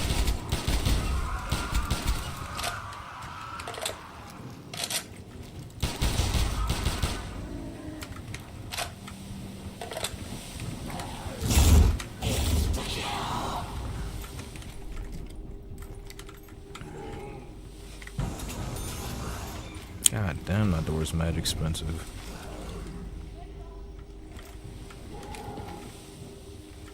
These doors are mad fucking expensive, bro.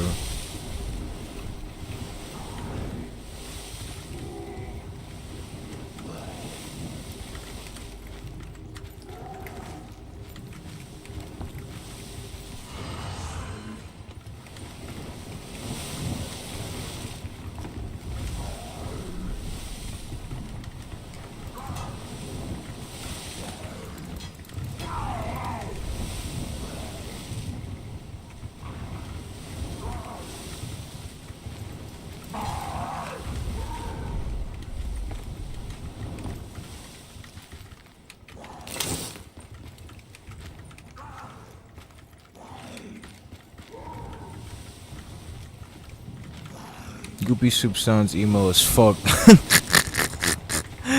Oh my god, that's funny as fuck, bro. You say that. Yeah, you should have seen the last live, bro. Like, he was showing me old text messages and shit. Goopy just be waffling, bro. Like when you like, if you tune in like often, like Goopy waffles, like bro, he's always in here. He's like my like D1 supporter, bro. Like he's always in my chat.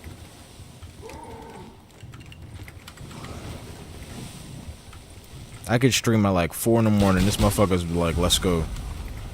First one in chat, typing, let's go. I'm like, alright, bro, hold on.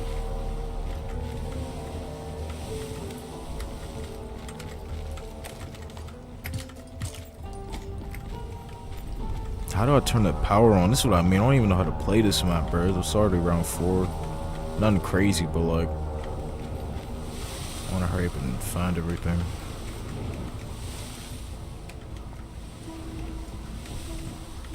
Where's another part at? Hold for part. Alright, where do I build everything at? God damn, boy. 25 bands, bro. I still gotta buy new guns and shit.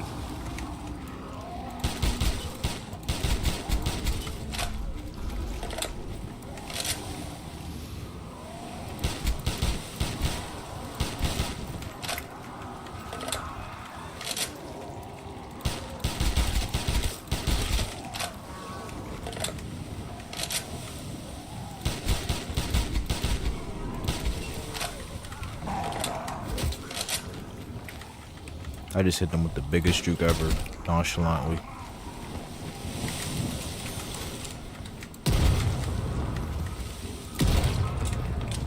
Hit him with the doom gun. Boom. Boom. Hit him with the doom. Hit him with the doom. Oh! Come on, boy, calm down. You ain't getting a piece of me, boy. You gotta calm down. You gotta earn this shit, boy. Bang, boom.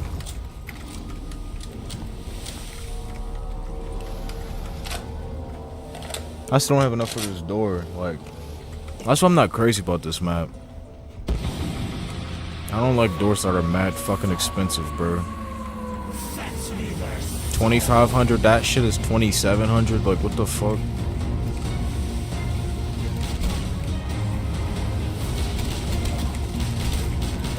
Damn! I hate this map. It's cool. I barely play this map. I just say, you know what? Fuck it. Why not? I gotta watch a video on this map because I have no idea how to play this map.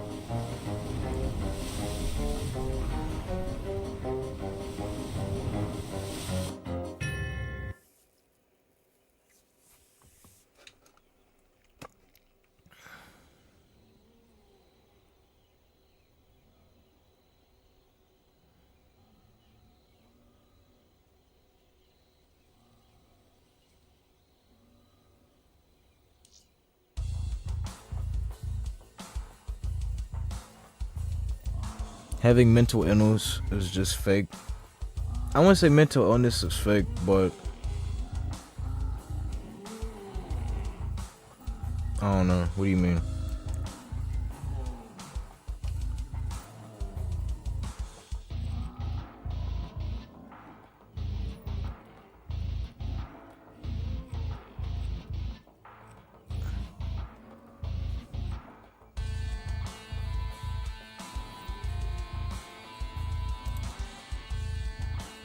What's another map?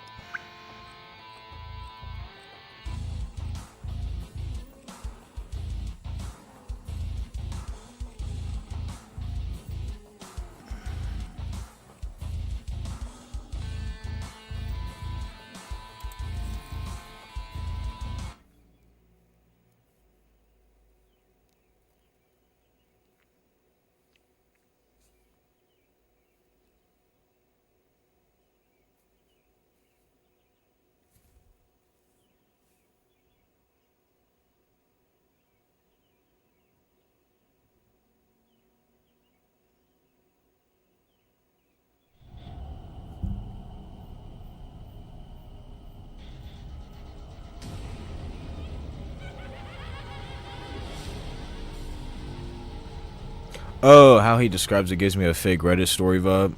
I feel it, bro. He could have been serious. He could have been trolling. Either way, I was there for bro. If he wasn't,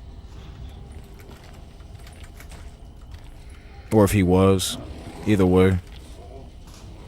But I know what you mean. He does troll a lot, though. It is unwise to touch me, hell pig.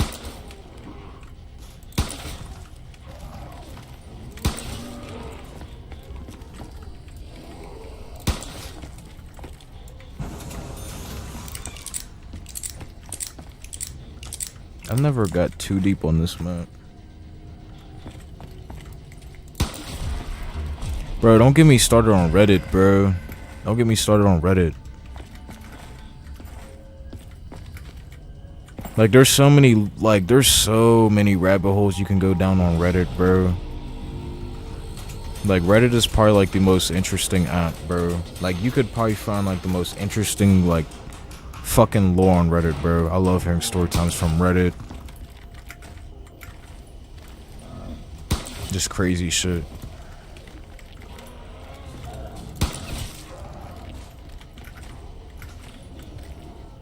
This gun is fun as fuck to use. It's smooth.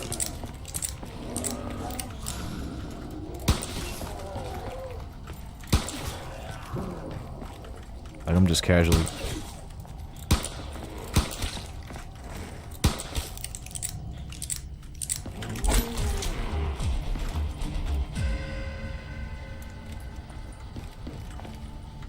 We want to save a little bit.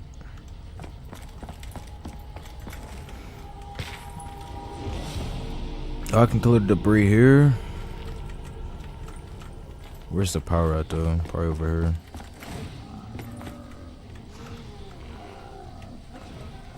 I'm gonna save a little bit more.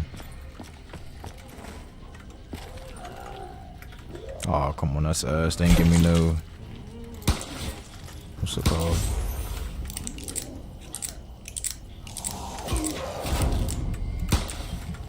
Chill, nigga. Let me get my shit.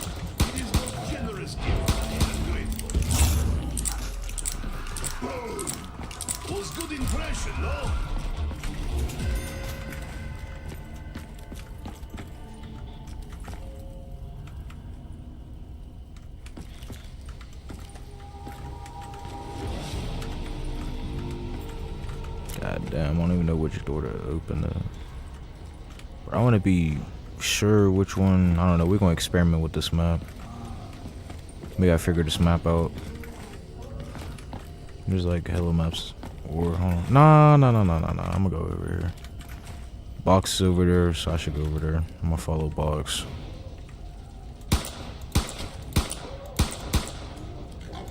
Damn, motherfucker, how many shots you need?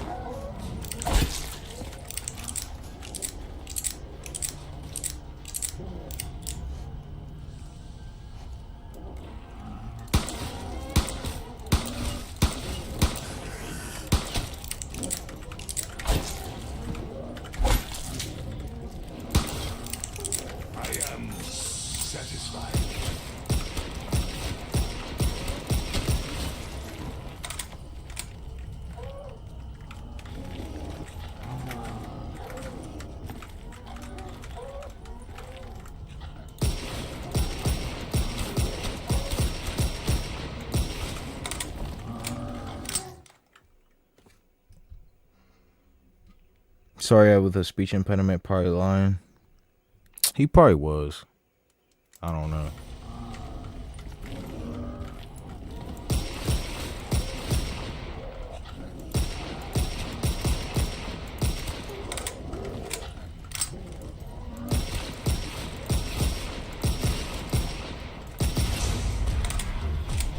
Like, I really don't know if bro's truly just being vulnerable for a moment, just because, like, it was just like, you know what I'm saying, like, the three of us talking at one point, or if bro's just waffling out his ass, which he very well could have been. I don't take a lot of shit he does serious.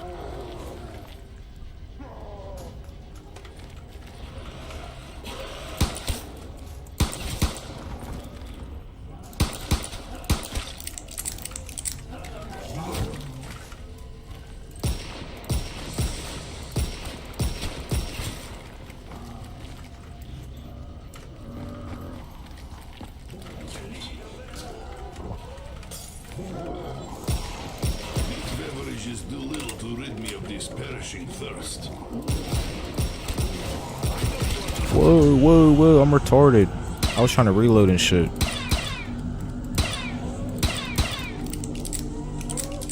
Chill, y'all. I will be there when you need Nikolai.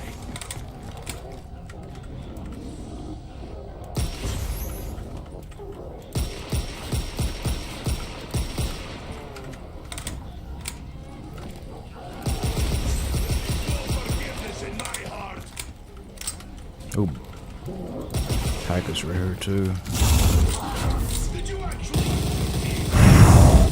Please in this fucking round, bro. Holy fuck. Give me this shit again. I like how they made the since it's World War II base, I like how they made it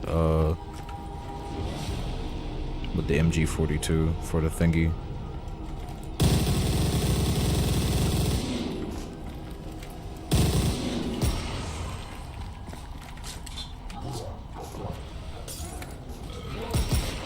Alright. I thought that tasted better before.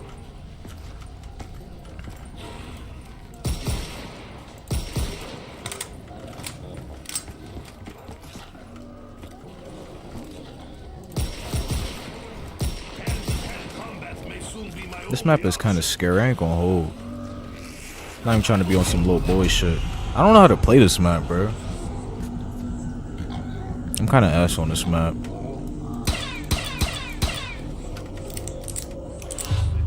Like, I really don't know where to go. I'm kind of cooked. You monsters underestimate angry Russian. Fuck, fuck, fuck, fuck, fuck, fuck, fuck, fuck. Yeah, there was nothing I could do. I have a lot of maps that I just don't know how to play.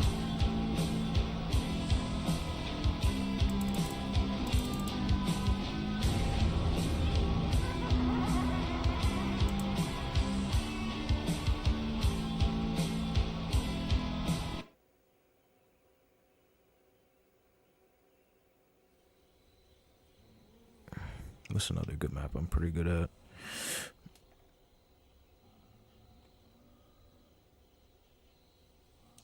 Like, yeah, you can obviously tell I was just like waffling around.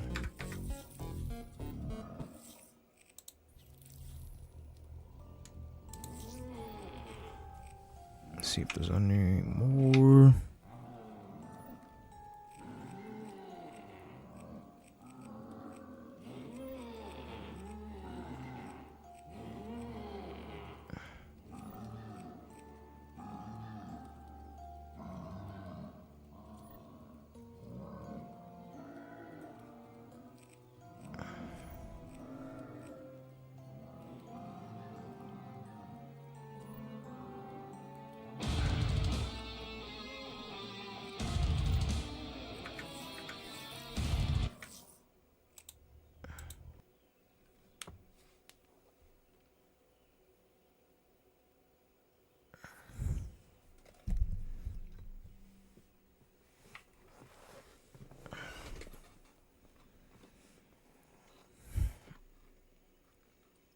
Man, what is the move now?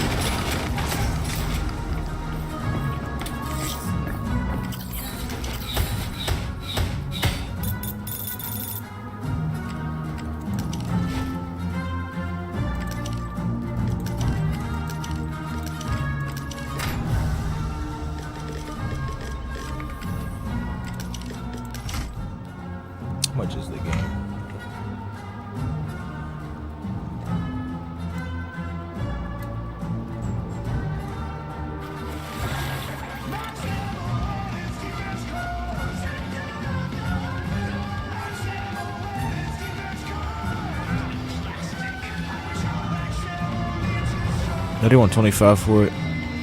That's not too bad. I might get it. Who knows? I was looking at this game for the longest. It's pretty cool. I like the idea and theme of it. Pretty unique.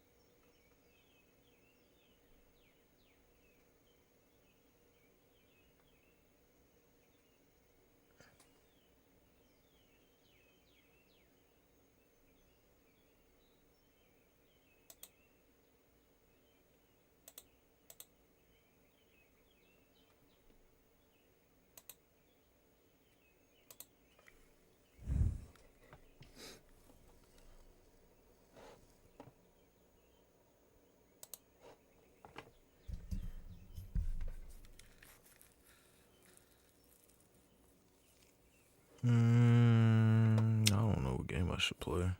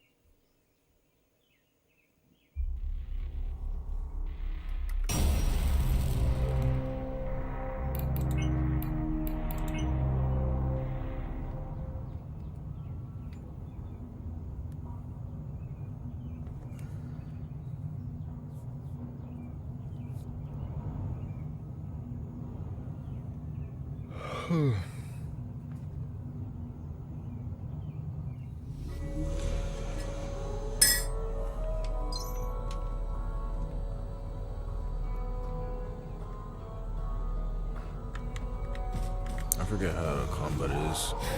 Take care.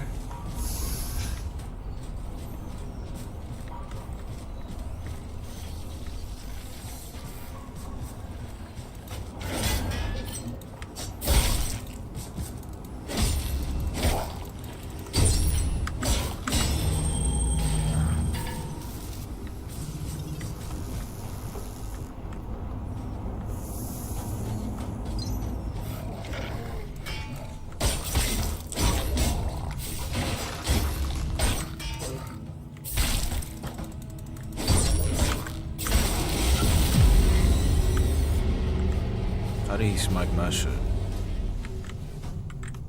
Like what, bro? Like I said, I don't remember the combat.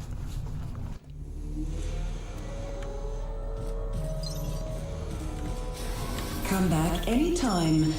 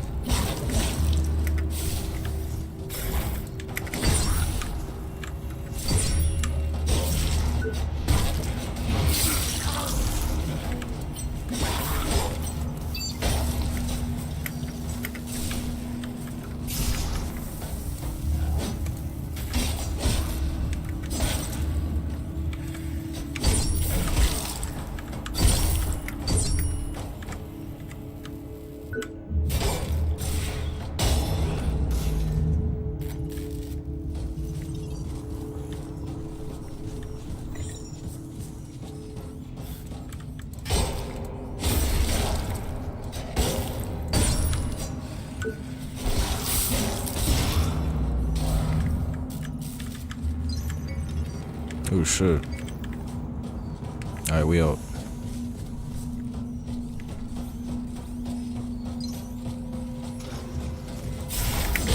Whoa.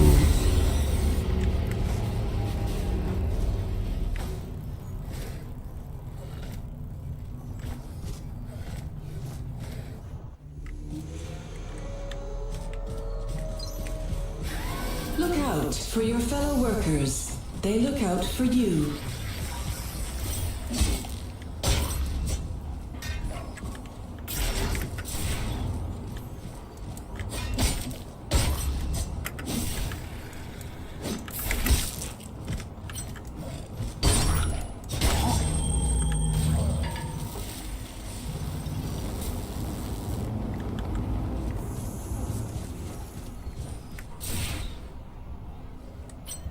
How the fuck do I dodge?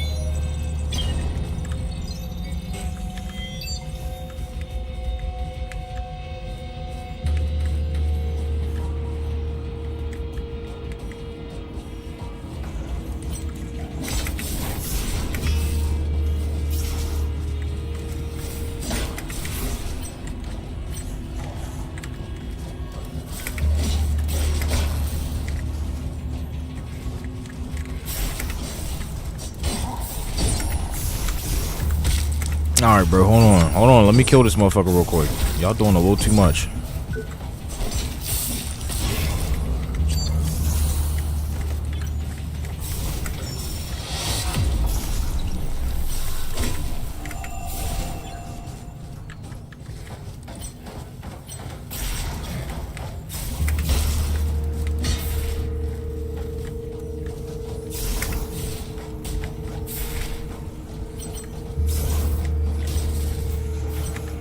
What the fuck?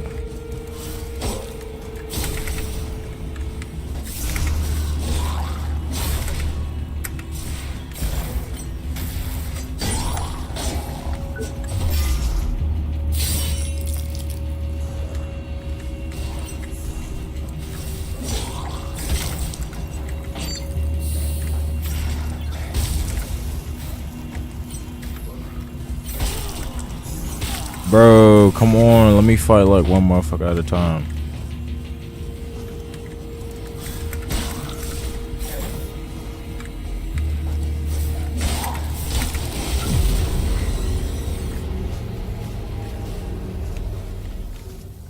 Well, damn. They better not restart me all the way back from the beginning. I'm not playing this game.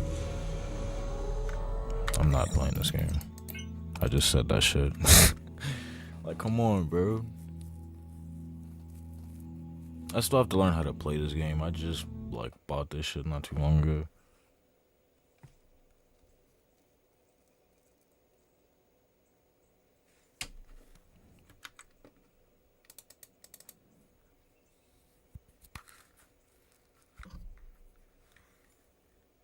I would like to react to some shit on YouTube, but, like, I don't want to get copyrighted.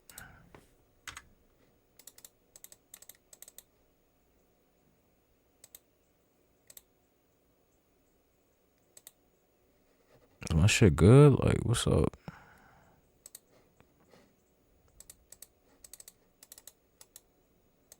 It's not that deep, bro. Just close the game.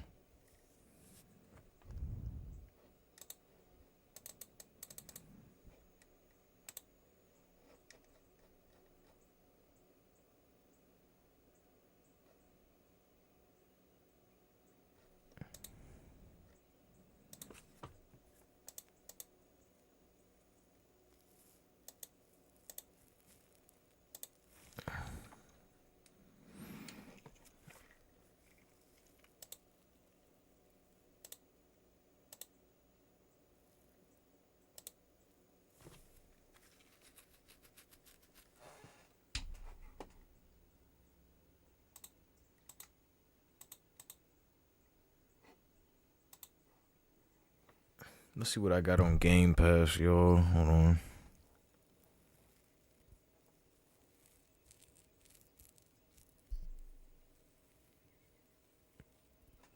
I already have the app.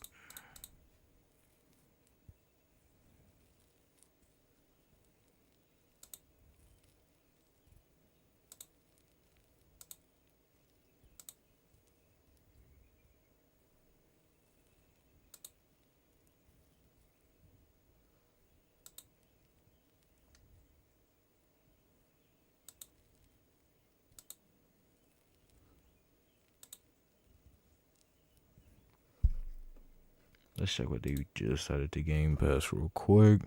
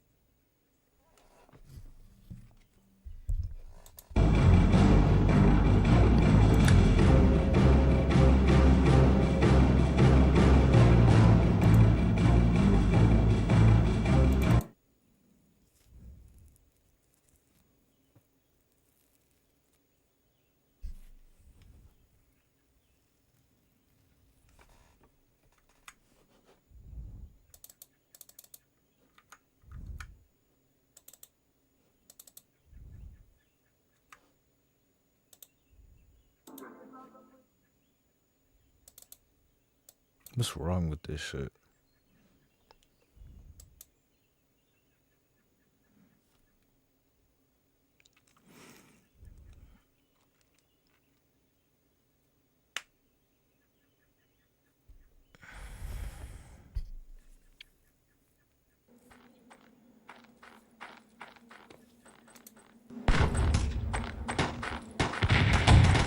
Dynamite planted!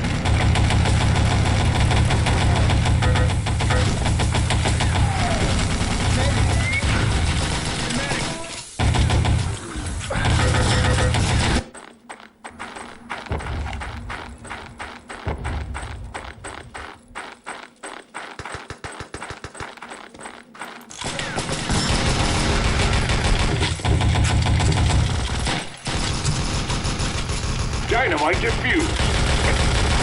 Medic!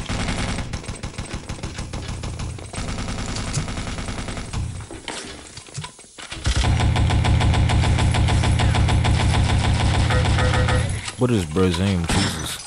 Medic! Medic!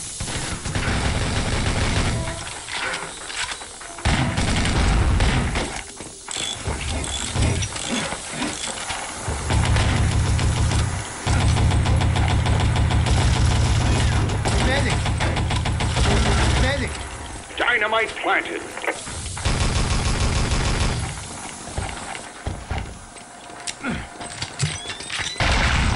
Medic!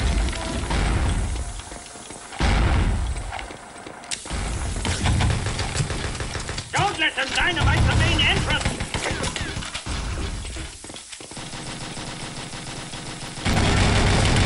Medic!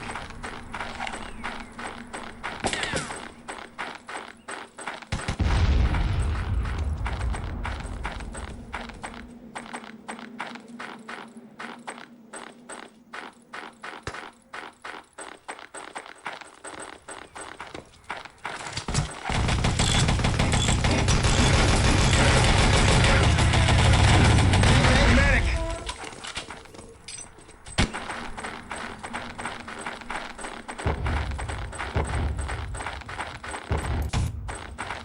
Dynamite planted. Medic!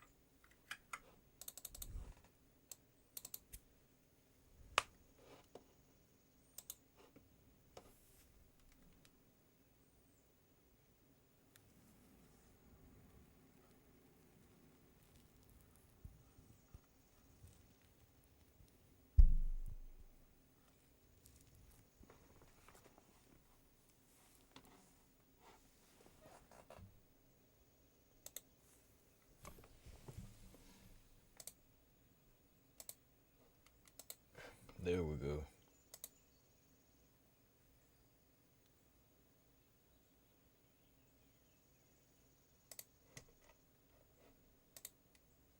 You guys are gonna watch me leave a comment real quick. Oh shit, right here, yeah.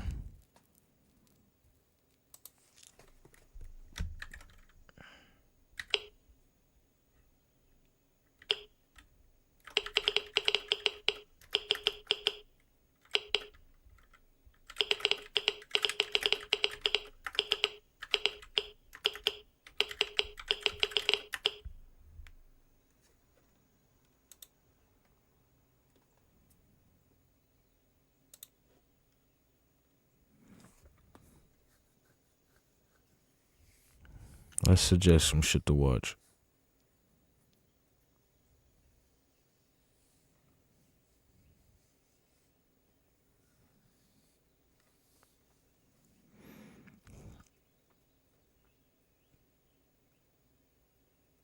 Y'all surviving the purge, bro? Y'all surviving the purge? Let's go and check.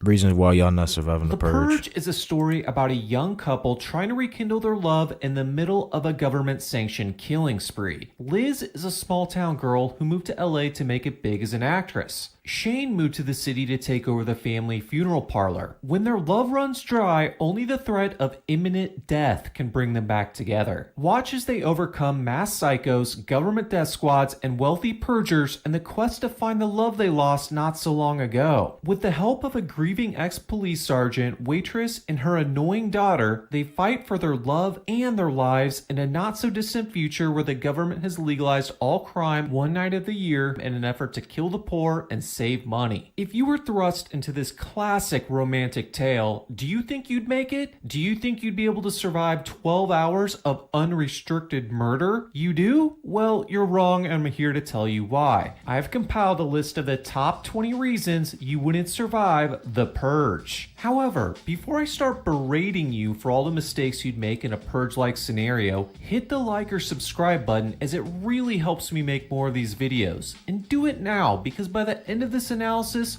we're not going to be friends. Now, the How to Beat community of armchair survival experts has been busy creating videos on how to beat the purge. There are at least 5 channels that have covered this topic with some ideas that are actually pretty good. However, all this positivity has caused an imbalance in the force. I'm here to restore this balance, explaining why even with their ideas, you wouldn't survive. To do this, I'll break down 3 how to beat ideas that wouldn't work and include them in my list. I don't want to do it, but I feel obligated. I'm like the yin to their yang. We start with the most obvious reason you wouldn't survive. Like the main character Eva, you didn't leave town. It is the one night of the year all crime is legal and you decide to kick it in the second largest city of the United States. If you're a purger, I get it. You need to unleash the beast, cleanse the soul, excise the demons. But if you have no intentions of purging, you should have been long gone by the day of the purge. Mexico is hours away, and I'm sure Sandals Resorts has some sweet anti-purge packages. Don't like Mexico? Take a quick flight to Canada. Don't have time for either? Grab a gun, a few granola bars, and head to one of the several nearby national and state parks to find a good hiding spot. The worst thing you can do is stay put in the second largest city of the United States. Like Eva, you had a year to save money and make preparations for a vacation, but you decided to stay in Murder Town, USA. Reason 2, you have a shit job. Eva is finishing up her shift in an LA diner. This specific diner is open right up until 2 hours before the purge commences. Talk about a shitty job. Why would this diner be open so late in the first place? It is hard to believe there's much business outside of some purgers who want a full belly before starting their murder spree. Even if her employer was open, how could she not get the day off? She had a year to find a job that provided this flexibility. Indeed has a filter just for this specific.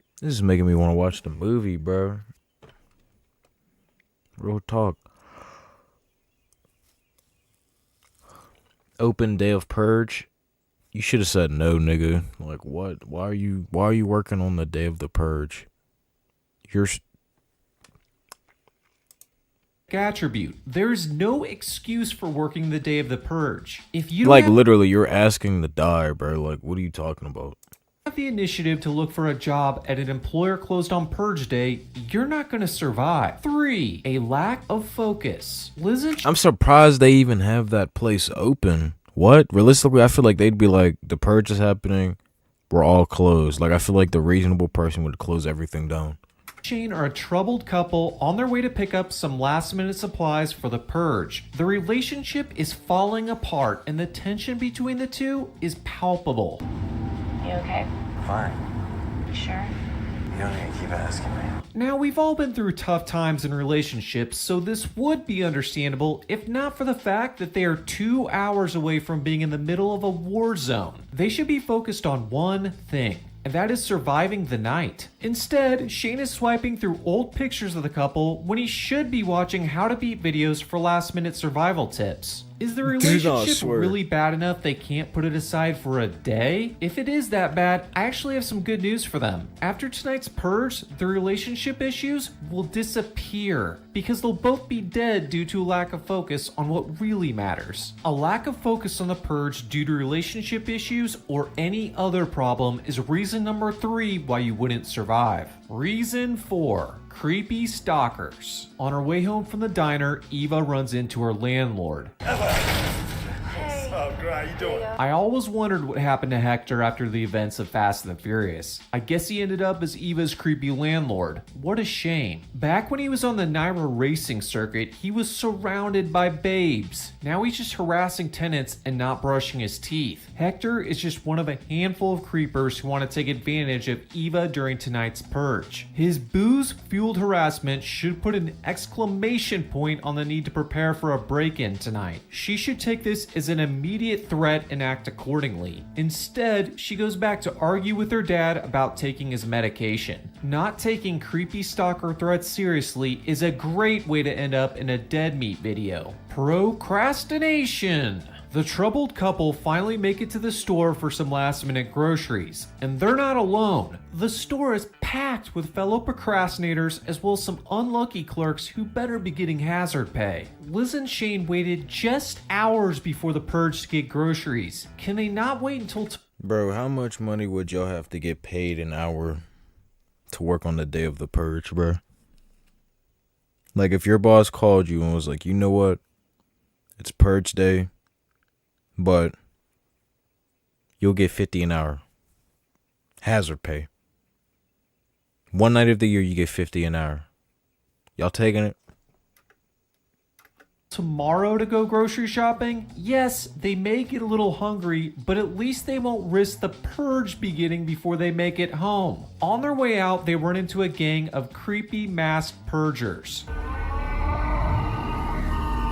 This is what happens when you're forced to park in the back of a Walmart lot due to your procrastination on Purge Day. A guy dressed more for Dia de los Muertos than the Purge bumps into Shane and stares them down. They proceed to have a staring contest with this guy and his mask killer friends until Shane loses and they decide to leave. Making a last minute run to the grocery store for Hot Pockets is reason number 5 why you wouldn't make it. A lack of resolve. We are introduced to the film's hero, the sergeant, at his house. Here we learn of his intentions to kill the man who ran over his kid while drunk. Apparently, the man got off due to a technicality and the sergeant is planning to take justice into his own hands. While he puts on a good show drawing his weapon on the bedroom dresser, I seriously question this guy's resolve. Everyone knows a murder's success rate is directly proportional to the amount of pinned up photographs and newspaper clippings of their target. The sergeant's living room should be covered in pictures of the drunk driver. His measly collection of a few photographs and newspaper cutouts makes it clear he isn't sure about killing the man. Going out to purge with a lack of resolve will get you distracted and probably killed.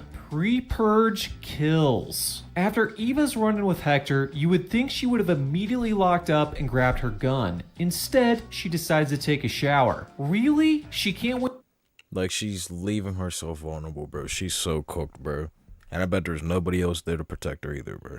Wait to do it until after she's ensured her apartment is safe? At this point, it's minutes before the purge commences. Does she really want to go down to the wire on this? What if Hector decides to sneak in a few minutes before the purge and kill her quietly? How is anyone gonna know it didn't happen during regulation play? It's not like the medical examiner is going to determine the time of death for every corpse delivered to the morgue. You should anticipate pre-purge kills and lock up as early as possible. If you don't, someone like Hector is going to cheat the game and your loss will cost you your life. Hoverboard fails. Shane and Liz are on their way back from the store. While Shane's encounter with Mr. Dia de los Muertos brought his attention back to the dangers of the purge, Liz remains focused on their failing relationship.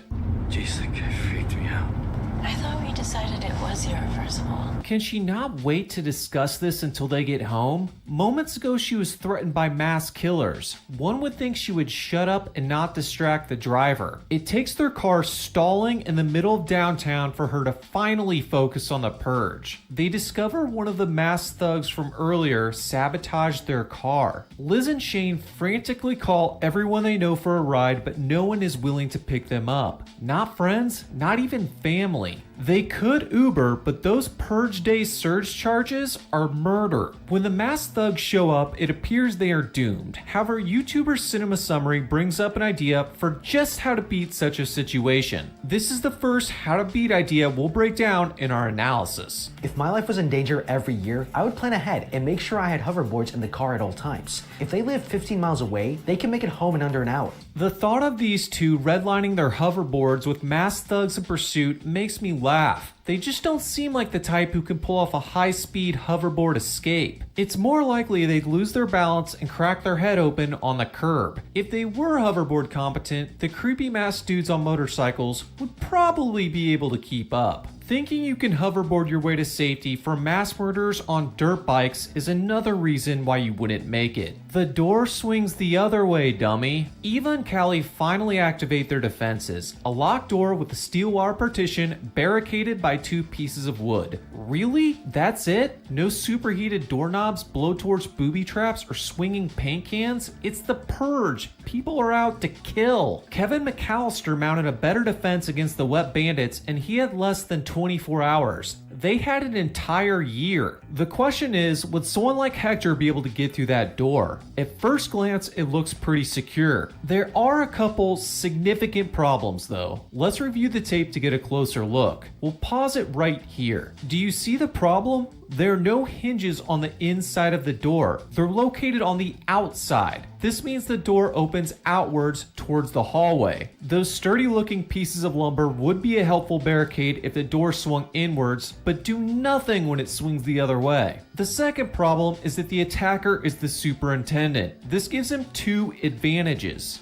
First, he probably has a key to unlock the door. Second, his easy access to Eva's apartment means he's probably seen how her defenses are set up, including where the wire mesh is attached to the door frame. Some quick shotgun blasts of the screws fastening the mesh would allow him to pry open the last layer of defense and gain access to the apartment. If Eva had spent more than 15 minutes researching home defense, she would have realized a $100 outswing door bar is exactly what she needs to prevent someone from opening the door, even if they have access to a lock. This and a few other hacks would have improved her security many times over, but she didn't, and we'll soon see what this means for her and Callie. If you put less effort into security than an 8-year-old home alone on Christmas, you're what the French call les incompetents. Reason number 10, you brought a machete to a gunfight. The Purge begins and all types of characters come out of the woodwork. Some work in teams while others go solo. The weapons employed by each Purger vary as much as the personalities that wield them. Some wisely choose the high ground and sniper rifles. Others not so wisely choose visibility limiting masks and machetes. While the machete does rank high on the intimidation factor, its limited range of several feet does give it a slight disadvantage to high-powered rifles. This just goes to show us that the Purge cleanses both the soul and the stupid. Anyone who chooses the creepy mask machete combo will not survive the night. Bert here is gonna guarantee it.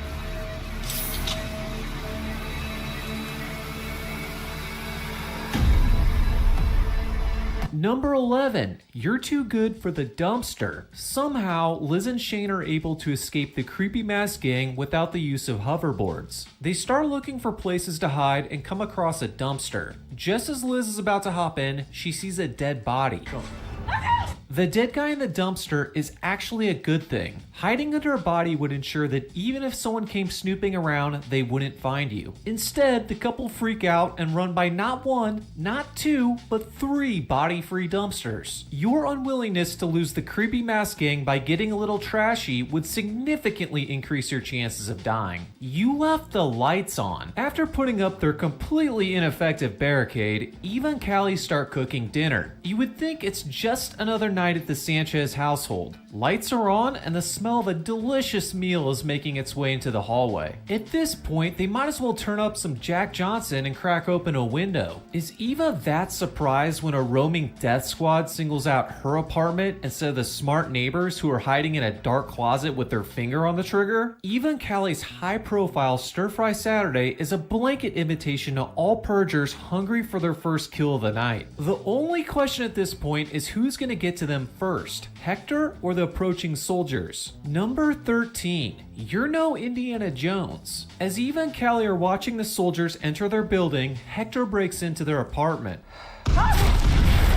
Gosh, it would really be nice to have a gun right now. Where do we put it? Oh, we left it on the kitchen table. Darn it! How to Beat Experts, Cinema Summary, and Binge Express both stress the need for you to have multiple weapons to avoid such a scenario. Both YouTubers provide a list of low-cost alternatives to expensive firearms you can hide throughout your home. Here's one such alternative described by Cinema Summary. I would make sure I had a tactical whip. These things hurt. Even a light swing can bring a man to tears, and it requires zero skill or strength to inflict maximum damage. I've got a better idea. How about you shell out a few more dollars for an actual whip, Indiana Jones? At least you'd have a little more range. Funny enough, it's Indiana Jones himself that shows us a weapon like this, while intimidating, does not work well against someone with a gun.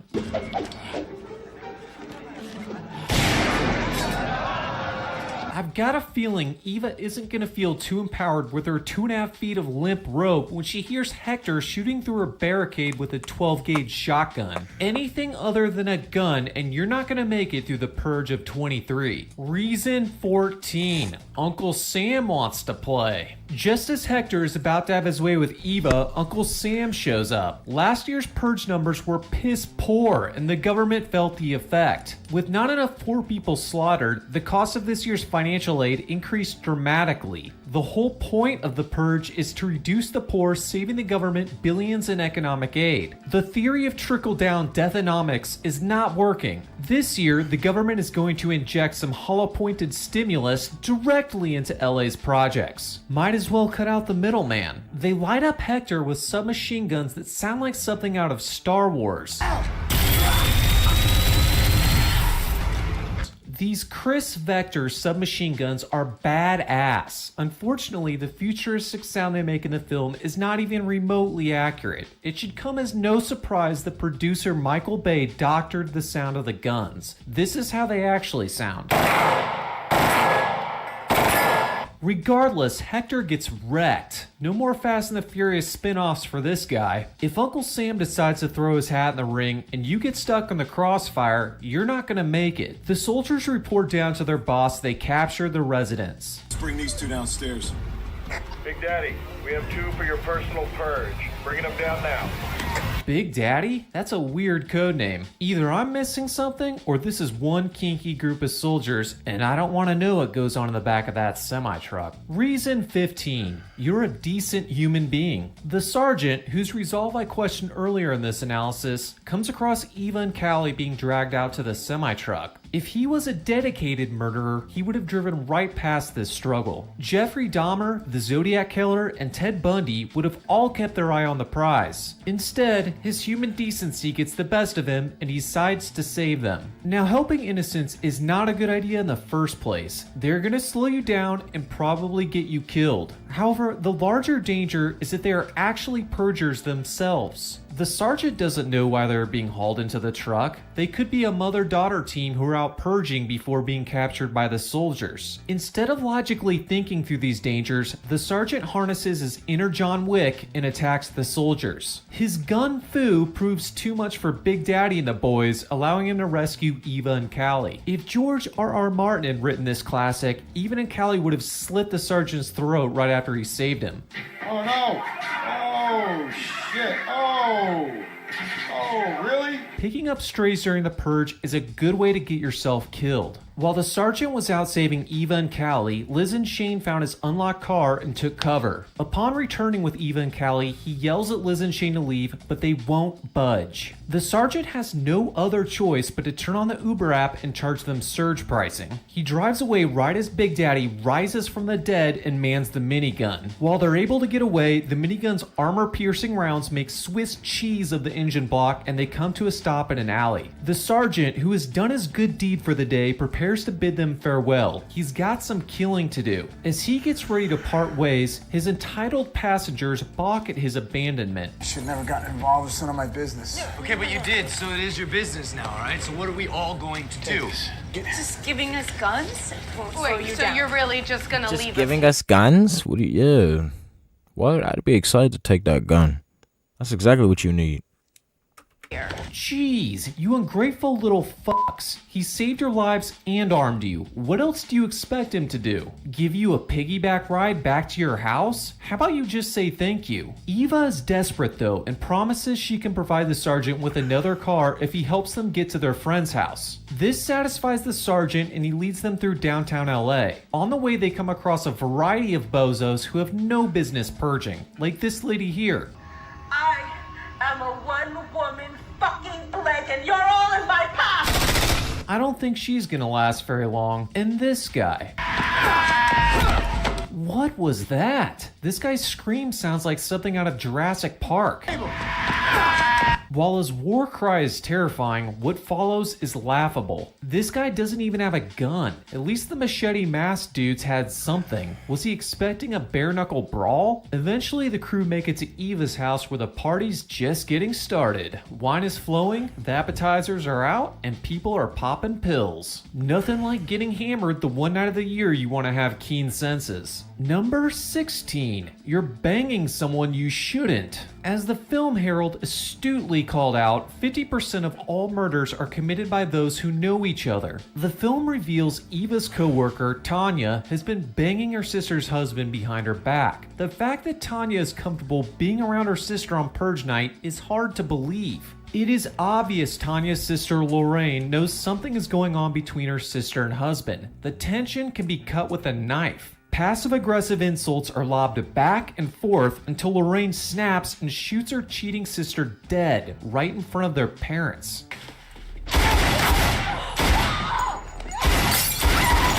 Hosting a purge party with your sibling and their significant other you've been banging is a bad move. Like Tanya, the party will end early due to you suffering from an acute case of lead poisoning. The gang is on the run again and are being tracked down by Big Daddy out for revenge. Just as they think they've escaped, they're captured by the creepy mask gang. These scoundrels sell them to the group of wealthy families who bid for the opportunity to hunt them down. Reason 17. The wealthy fight dirty. In the film, the wealthy hunters get taken out by the sergeant who clearly has superior tactical skills and marksmanship. Except this is not how it would go down. The perennial murder gala is only popular because year after year it is able to make rich white people feel like John McClane in Die Hard. The cards wouldn't be stacked against the sergeant. No. The cards would be shoved up places the sun doesn't shine. The sergeant and any other individual that could pose a threat would be tortured, beaten, and drugged to ensure Richie Rich and his friends get their purge on safely. Assuming you have even the smallest chance of surviving a group of wealthy murderers who bid to hunt you down is cute. It really is. However, in this fairy tale, the sergeant is able to save the entire group minus Shane. It is here that our story of romance comes to an end. Just as Shane and Liz finally found their love again, a machine gun toting waiter takes it away.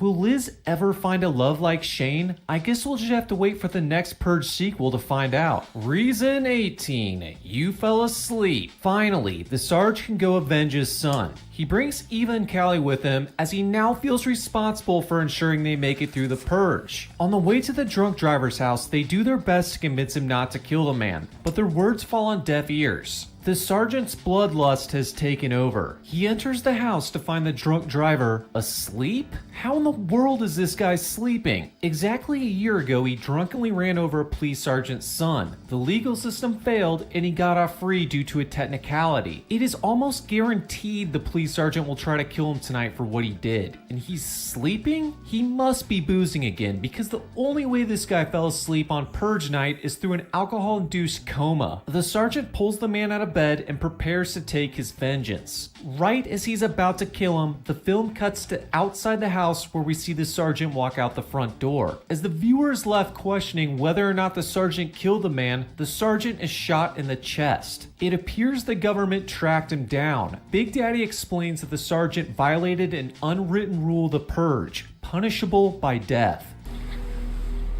There's an unwritten Purge rule, Sergeant.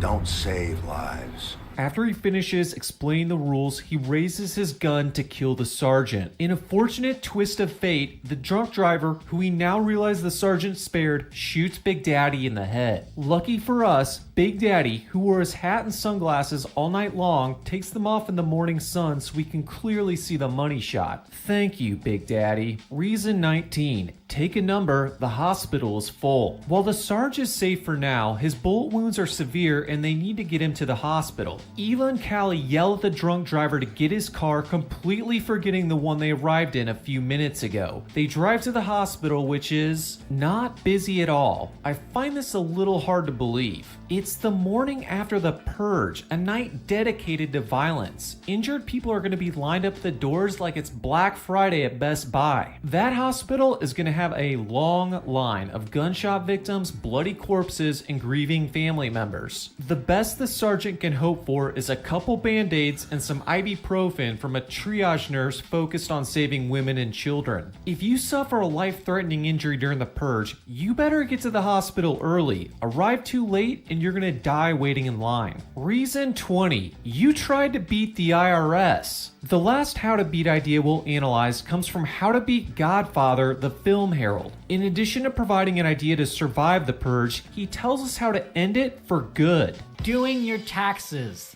All crime is now legal, including lying on your tax return. Whatever you put on this form is legal. This means that you can maximize all those deductions and exemptions until your federal income tax is 0. But here's the best part. If everyone files fraudulent tax returns during the Purge, then no federal income tax will be collected and the federal government won't have any money at all. The government would be forced to end the Purge. Sounds great, right? You can hop in your PJs, fire up TurboTax, and engage in some white-collar crime while everyone else is out killing each other. Not so fast, Neil Caffrey. The government is bad at a lot of things, but getting their money is not one of them. The IRS employs more than 70,000 individuals whose sole purpose is to make sure the government gets its money. I get it. The Purge said all crime is legal. However, the movie also revealed there are unwritten rules to the Purge. Unfortunately for all you devious accountants, this is likely one of those rules. Think about it. The whole purpose behind the Purge is to save money. If the government is so intent on saving money that they authorize an entire day of killing, do you really think they're gonna let you get away with tax evasion? Nah, they're gonna find out what you did and you're gonna pay for it, literally and figuratively. This brings our analysis to a close. Thanks to all the Master How to Beaters for providing me with some easy targets. All kidding aside.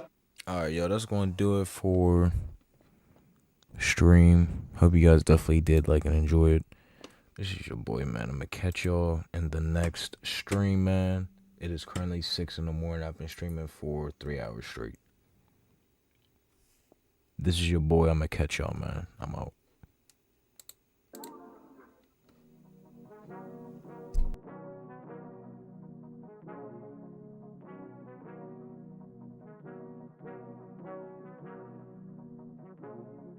Perky got me stumbling, flipping them racks, yeah. Jesse White tumbling. Got that sack and I ain't thinking about fumbling.